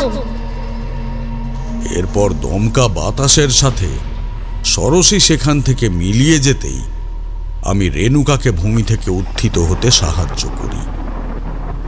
ঠাকুর মশাই, আপনি আমাদের জন্য আজ যা কিছু করলেন তার ঋণ হয়তো আমি এই জন্মেও শোধ করতে পারবো না।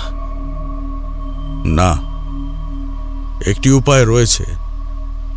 তবে আপনি তাতে সম্মত হবেন বলে আমার মনে হয় না। কি সেই মাধ্যম? আপনি যা করতে বলবেন আমি তাতেই প্রস্তুত। ষোড়শী যেই অমক টানে আপনাকে হত্যা করতে চেয়েও সেই প্রলোভন এড়িয়ে যেতে বাধ্য হচ্ছে, সেটা আসলে কি? আমি নিরুপায়। দেবীর নির্দেশ রয়েছে আপাতকালীন পরিস্থিতির সম্মুখীন না হলে ওই তথ্য বাইরের কারুর কাছে উন্মুক্ত করা যাবে না। এত কিছু ঘটে যাওয়ার পরেও আপনার মনে হচ্ছে যে এখনো পর্যন্ত সেই জরুরি অবস্থা আসীন হয়নি? দেখুন দেখুন, আমাদের হাতে কিন্তু খুব বেশি সময় অবশিষ্ট নেই। আগামীকাল সকাল হতেই নবললিত তান্ত্রিক নবপদ্ধতিতে নিজের শক্তিকে জাগ্রত করায় মনোনিবেশ করবেন এবং পরশু রাতে ষোড়শী তার সর্বাঙ্গীন শক্তি সঞ্চয় করে আমাদের সামনে প্রকট হবে। অর্থাৎ সেই মুহূর্তে দুজনকে একই সঙ্গে নিরস্ত্র করা কর্তব্য। এর জন্য আমার আপনার সহায়তা একান্ত প্রয়োজন। বেশ, আমি আত্মসমর্পণ করতে প্রস্তুত। এই বলে নীল মৃদঙ্গ নতমস্তকে অন্দরে প্রবেশ করলে আমি আমার পোঁটলা থেকে একটি মন্ত্রপুত শিকড় বার করে তার স্ত্রীর হাতে প্রদান করি। এটা তোমার কাছে রাখো। 3 প্রহর অন্তরের ছাল গরম জলে ফুটিয়ে সেবন করলে ওই অশরীরীর প্রহারের জ্বালা প্রশমিত হবে। গৃহিণী ভক্তি ভরে সেই বস্তু কপালে ঠেকিয়ে তা আঁচলের খুঁটে বেঁধে নেন।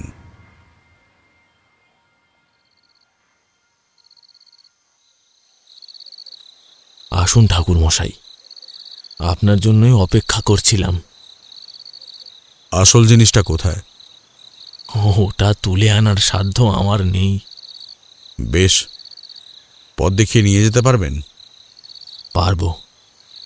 আপনার সাথে আমার প্রথম যেখানে সাক্ষাৎ হয় তার থেকে 100 কদম এগিয়ে একটা হাড়ি কাঠের তলায় শীতল পিণ্ডি পোঁতা আছে। ষোড়শীকে চিরতরে শান্ত করতে হলে ওটা আহুতি দেবার প্রয়োজন, আর সেই পিণ্ডির সাথে যোগ হবে এই রত্ন। নীল মৃদঙ্গ মাঝারি আকারের একটি কাঠের বাক্স এনে তার ভিতর থেকে মহিষের খুলি বার করে আনে এবং তার একটি চোখের মাঝেই সেই সবুজাভ রত্ন নিরাপদে তুলে রাখা হয়েছিল। এই রত্ন হাড় মজ্জা মাংসের সান্নিধ্যে না পেলে যার কাছে থাকে তার শরীর থেকেই ধীরে ধীরে জীবন শক্তি শুষে নেয়। তাই সাধনার পথে অগ্রসর হবার সময় আমি দেবীর উদ্দেশ্যে যেই মহিষটি প্রথম বলি প্রদত্ত করেছিলাম তারই খুলিতে এটা সজ্জিত করি। এটা আপনি কোথা থেকে পেয়েছেন? আমাদের জমিদার মশাই ছিলেন ঘোরতর শাক্ত সাধক। তার পূজার সিংহাসনে দেবীর মুকুটে এই রত্ন খচিত ছিল, কিন্তু উনি যখন দেহ রাখলেন সেই সময় এটা যাতে অন্য কারোর হাতে না পড়ে তাই আমি নিজেই এটা দেবীর মুকুট থেকে সরিয়ে এনেছিলাম। আর সেই পাপেই আমার ডান হাতের আঙুলগুলো প্রায় অকেজ হয়ে গিয়েছে। আমি এই যাত্রায় আপনাকে রক্ষা করলেও এইটুকু বলতে পারি, এই জন্মের সমগ্র পাপ কর্মের ফলে আপনি নিঃসন্তান রূপে বহু জরায় জর্জরিত হয়ে শেষ সময় মুক্তির জন্য ছটফট করতে বাধ্য থাকবেন। আমার দোষে রেণুকার কোনো ক্ষতি হবে না তো? না, তাকে পাঁকে নামানো এত সহজ নয়। তাহলে চলুন, সময় থাকতে বেরিয়ে পড়া যাক। এই বলে পুনরায় বনের পথে যাত্রা করি।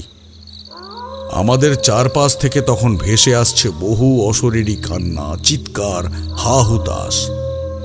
অদূরে শিয়াল কুকুরের কান্না প্রকৃতিকে আরো মুখর করে তুলেছে। এরই মাঝে নীল মৃদঙ্গ সঠিক স্থান অনুধাবন করতেই কোদাল দিয়ে জমি খুঁড়তে শুরু করে। ঠাকুরমশাই, এদিকটা একটু খুঁজে দেখুন। যদি খুব ভুল না হয় তবে এই দিকেই একটা বাক্স থাকার কথা। সত্যি কাঁকড় নুড়ি মাটি সরিয়ে বাতির আলোয় প্রত্যক্ষ করি ঝড় ঝঞ্ঝার রাতের শয্যার তলায় দেখতে পাওয়া সেই মূল্যবান রত্নখচিত কাঠের বাক্স। নবললিত তান্ত্রিকও আজ পর্যন্ত এটার হদিশ পায়নি। আজকের পর সে নিজেই নিশ্চিহ্ন হয়ে যাবে। আপনি এতখানি নিশ্চিত হচ্ছেন কেমন করে? কারণ আমাকে হত্যা করতে ব্যর্থ হওয়ার অপরাধে পোড়ো জমিতে ষোড়শী এখন ওর যথোপযুক্ত সৎকার করে চলেছে। এরপর সেই বাক্স মাথায় করে নীল মৃদঙ্গের নিবাসে ফিরে আসতেই পৌষের রাতে আবারও ঝড় বৃষ্টি উপস্থিত হয়। আসুন সাধু বাবা, আপনারা একেবারে ঠিক সময়ে এসেছেন। আর একটু দেরি হলেই বৃষ্টির দাপটে মাঝপথে বাধা পড়তে হতো। আগামীকাল কিন্তু যজ্ঞের জন্য আমার বিপুল পরিমাণে ঘৃত, সাদা সরিষার তৈল, তিল, কদমা, ধান, সুপারি, পান, 101টা জবার 2টি মালা, একটি গামছা, কর্পূর, ধুনো, ভস্ম মিশ্রিত মৃত্তিকা এবং মঙ্গল ঘট প্রয়োজন হবে। বেশ, আমি সবকিছু গুছিয়ে রাখবো। ভিতরের ঘরে দুজনের জন্য আসন পেতে দিয়েছি। সারাদিন যেভাবে ধকল গেল, এবার তাড়াতাড়ি খেয়ে একটু ঘুমিয়ে নিন। এই রূপে দুগ্ধ, সাবু, কলা ও মিষ্টান্ন সহকারে রাতের আহার সমাপ্ত করে মাতৃনাম স্মরণ হেতু নিদ্রা যাই।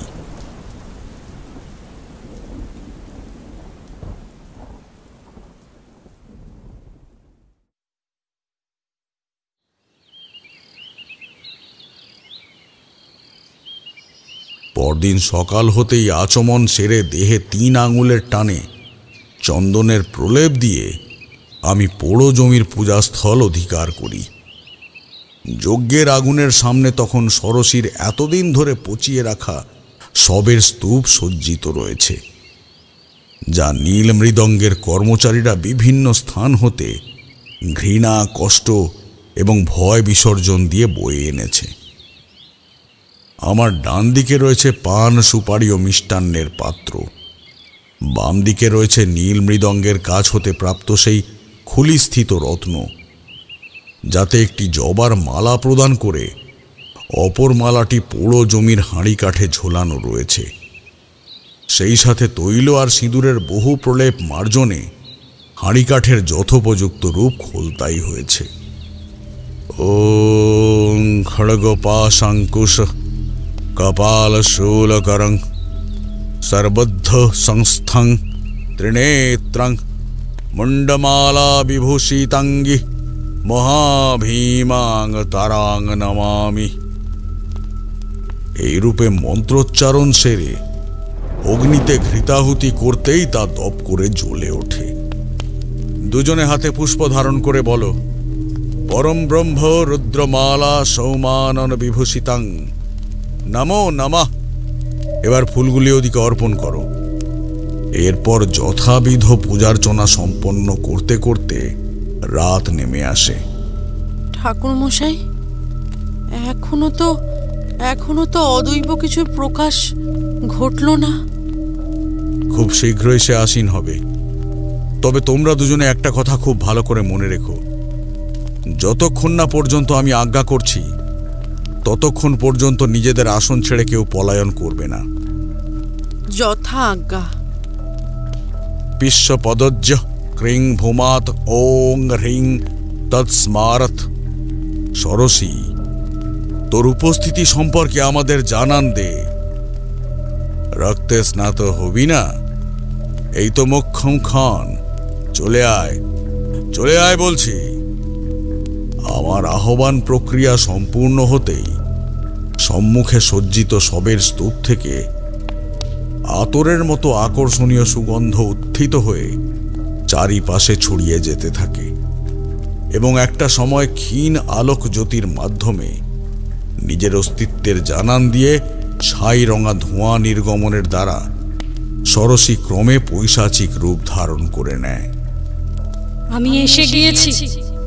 বল, নিজেদের রক্ষা করার জন্য আমার কাছে সর্বোচ্চ কি উৎসর্গ করতে পারবি?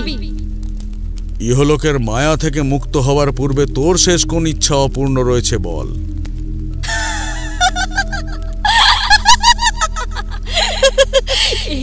এই একই প্রশ্ন আমিও তোকে করতে চাই। তারানাথ তান্ত্রিকের ইচ্ছা পূরণ করবার মতন অগাধ সামর্থ্য তোর নেই। একবার বলেই দেখ না, এই ঘুটঘুটে কালো অমাবস্যার ক্ষণে আমি ঠিক কি কি হাজির করে দিতে পারি?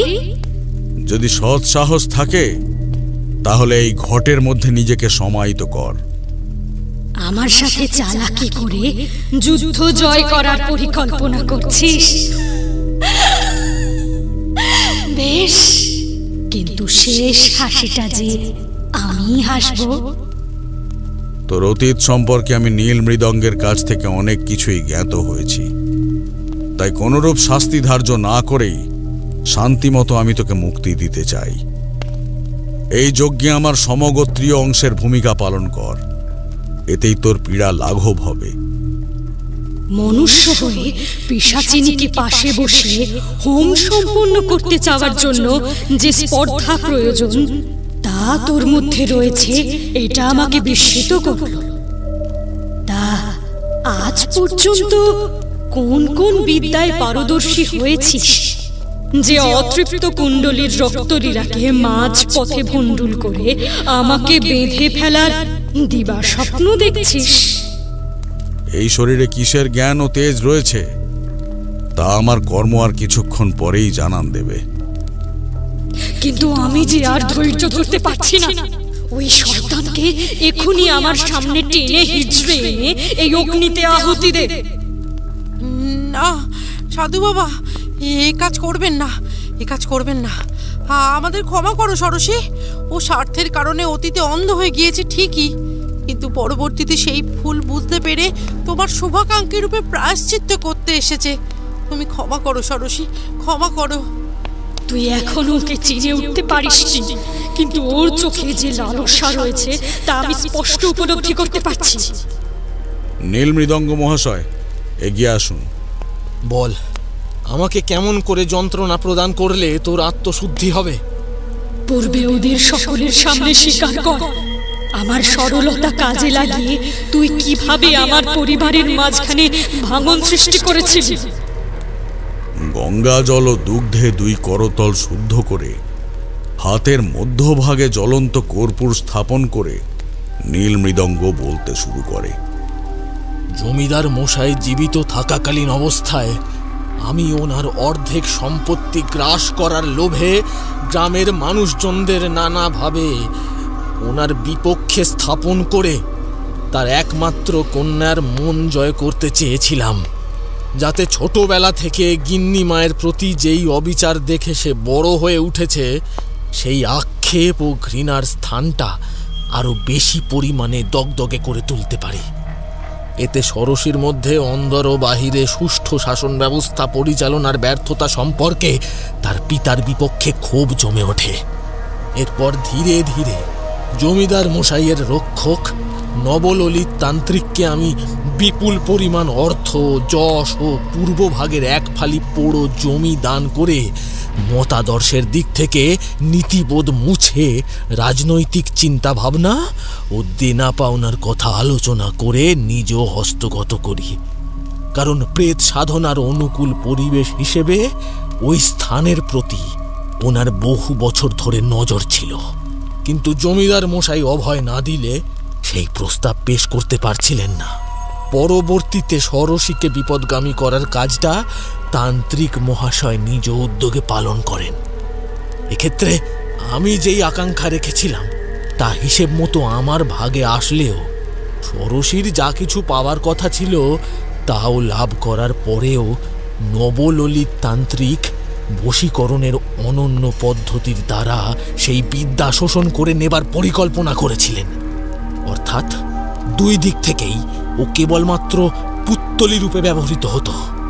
কিন্তু আমি স্বার্থপর হলেও এটা কখনোই চাইনি মৃত্যুর পর ষোড়শীর দেহটা কেউ নিজের ঘৃণ্য কাম নিবৃত্তির জন্য যথেচ্ছভাবে চালনা করুক। তাই শেষ সাধনার রাতে ফল লাভের মোক্ষম ক্ষণে যখন নবললিত তান্ত্রিক ও আমার মধ্যে ষোড়শীকে অধিকার করা নিয়ে মতবিরোধ দেখা দেয়, তখন আমি বাধ্য হয়ে ছলনার আশ্রয় নিই এবং দেবী যজ্ঞস্থলে আসীন হবার পর সব ক্রিয়া চলাকালীন সময়ে খান্ডার বাড়ি মেরে ষোড়শীকে অগ্নিতে ঠেলে দিয়ে হত্যা করতে বাধ্য হই। স্বীকারোক্তি সম্পূর্ণ করতে গিয়ে কখন যে নীল মৃদঙ্গের করতলের কর্পূর একেবারে মিলিয়ে এসেছে তা সে খেয়াল করেনি। ফলত তালুর উপরিউক্ত ত্বক সম্পূর্ণরূপে ঝলসে যেতেই সে আসন থেকে আঁতকে ওঠে, আর সেই সুযোগে সরসী তার পিঠের উপর ঝাঁপিয়ে পড়লে শরীরের পিছনের অংশ ক্ষতবিক্ষত হয়ে রক্ত ঝরতে থাকে। না, আমাকে মেরো না। ওই মেয়েটার কি দোষ? আর কিছু হলে ও যে অনাথ হয়ে যাবে। আমাদের জমিদারি প্রথা নষ্ট করার সময় তোর এত মায়া কোথায় ছিল? রেণুকা করজোড়ে আসনে বসে ভয়ে থরথর করে কাঁপছে, আর চোখের কোণ বেয়ে নেমে চলেছে নীল মৃদঙ্গকে ভালোবাসার গ্লানি। সরসীও ততক্ষণে নিজের ক্ষুধা মেটাতে জীবন্ত শরীরটায় বার কয়েক কামড় বসিয়ে ফেলেছে। এমতাবস্থায় আমি মহিষের খুলি থেকে মাংসল তৃষিত রত্ন পাথরটা পান সুপারি ও কর্পূর সহিত অগ্নিতে আহুতি দিতেই সরসী নীল মৃদঙ্গের শরীর ত্যাগ করে অদূরে ছিটকে পড়ে।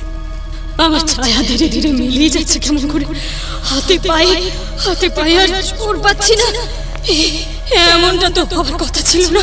না না না, গুরু মহাশয়, না না না, মন্ত্রটা ভুল হচ্ছে। কি ছিল মন্ত্রটা?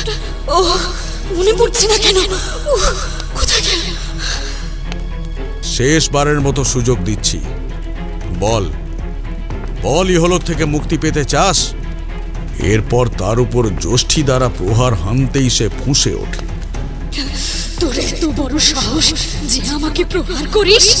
হে মা উগ্রতারা, আমাকে রক্ষা কর মা, দেখা দে মা, আমায় দেখা দে। ওই ভুল করিস না, থাম সরসী। সরে যা সবাই, এক্ষুনি সরে যা, নইলে আমি সবকিছু ধ্বংস করে দেব। এই বলে সরসী বেশ কিছু উপাচারের পাত্র উল্টে দেয় এবং পদাঘাত করতে থাকে। দেখা দাও মা, দেখা দাও, আমি তোমার অপেক্ষায় পথে বসে আছি। উগ্রতারাকে জাগ্রত করলে আমাদের সকলের বিনাশ ঘনিয়ে আসবে। তোর মরণ তার পায়ে পৃষ্ঠ হয়ে লিখিত রয়েছে। চারদিক থেকে প্রবল বেগে ধূলিকণা সহ ঝোড়ো হাওয়া উঠে আসে। পোড়ো মন্দিরের ঘণ্টাগুলো সেই বেগে তুলে চলেছে। আমার সেই রাতের দুঃস্বপ্ন এবং বাস্তবতা যেন এক মুহূর্তে মিলেমিশে একাকার হয়ে যাচ্ছে।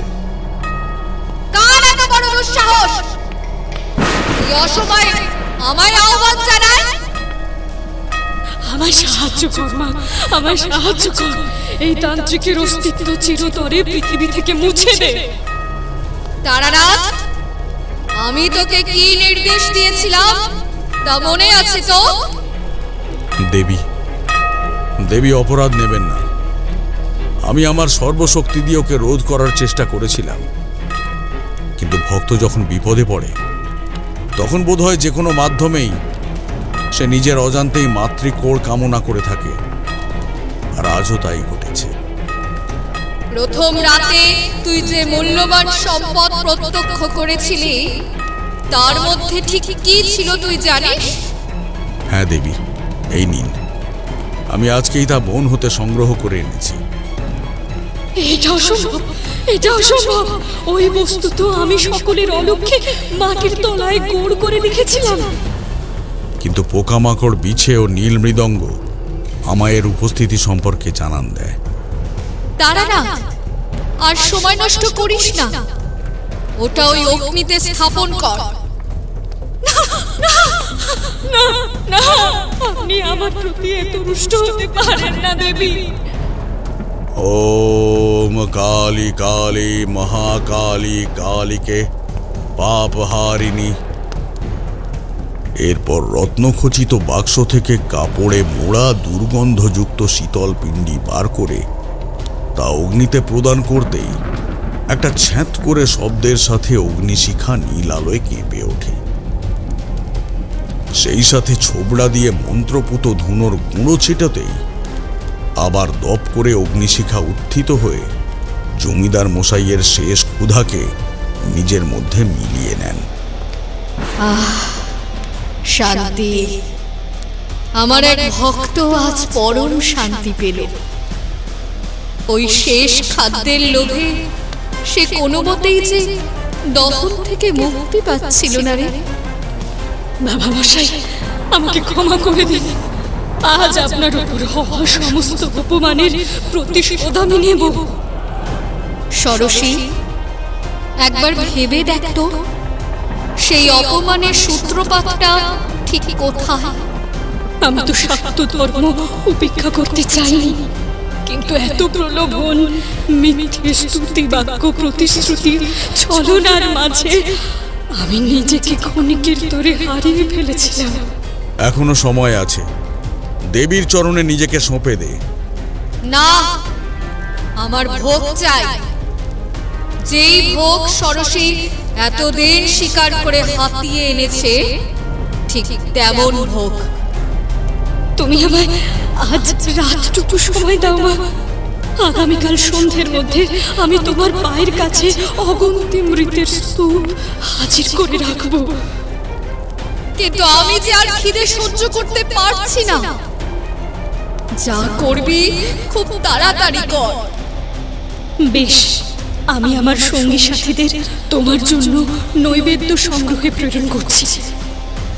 না, যে কারো ছোঁয়া আমি গ্রহণ করব না।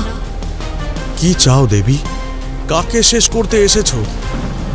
ভালো করে শুনে রাখ, আজ যদি যথার্থ পরিমাণে টাটকা মাংস দিতে পারিস, তবে তোকে আমি এই পৃথিবীর বুকে বাঁচিয়ে রাখব।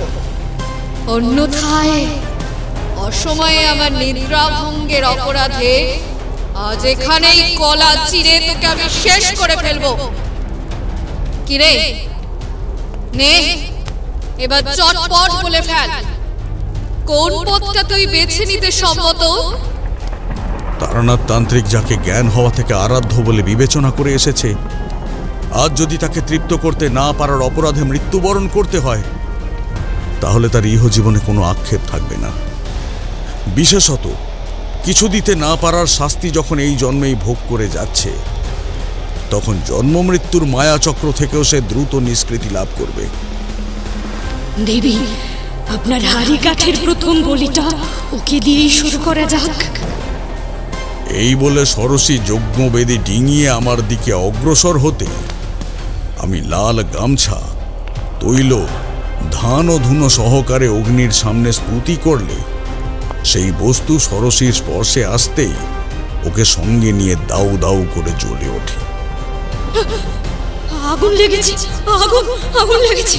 ওই উত্তাপ বড় অসহনীয়।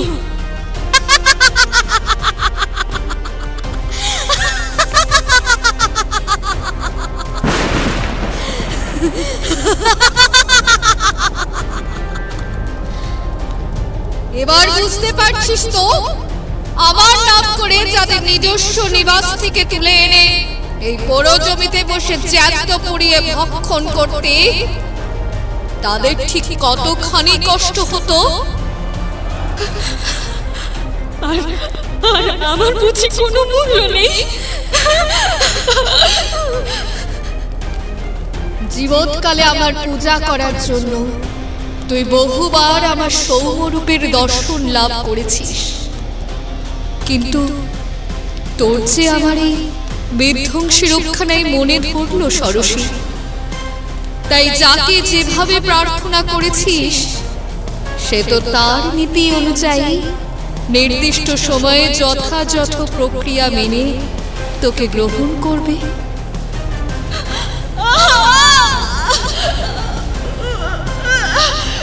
আর পারছি না মাগো, আর বাবা চলে যাচ্ছে।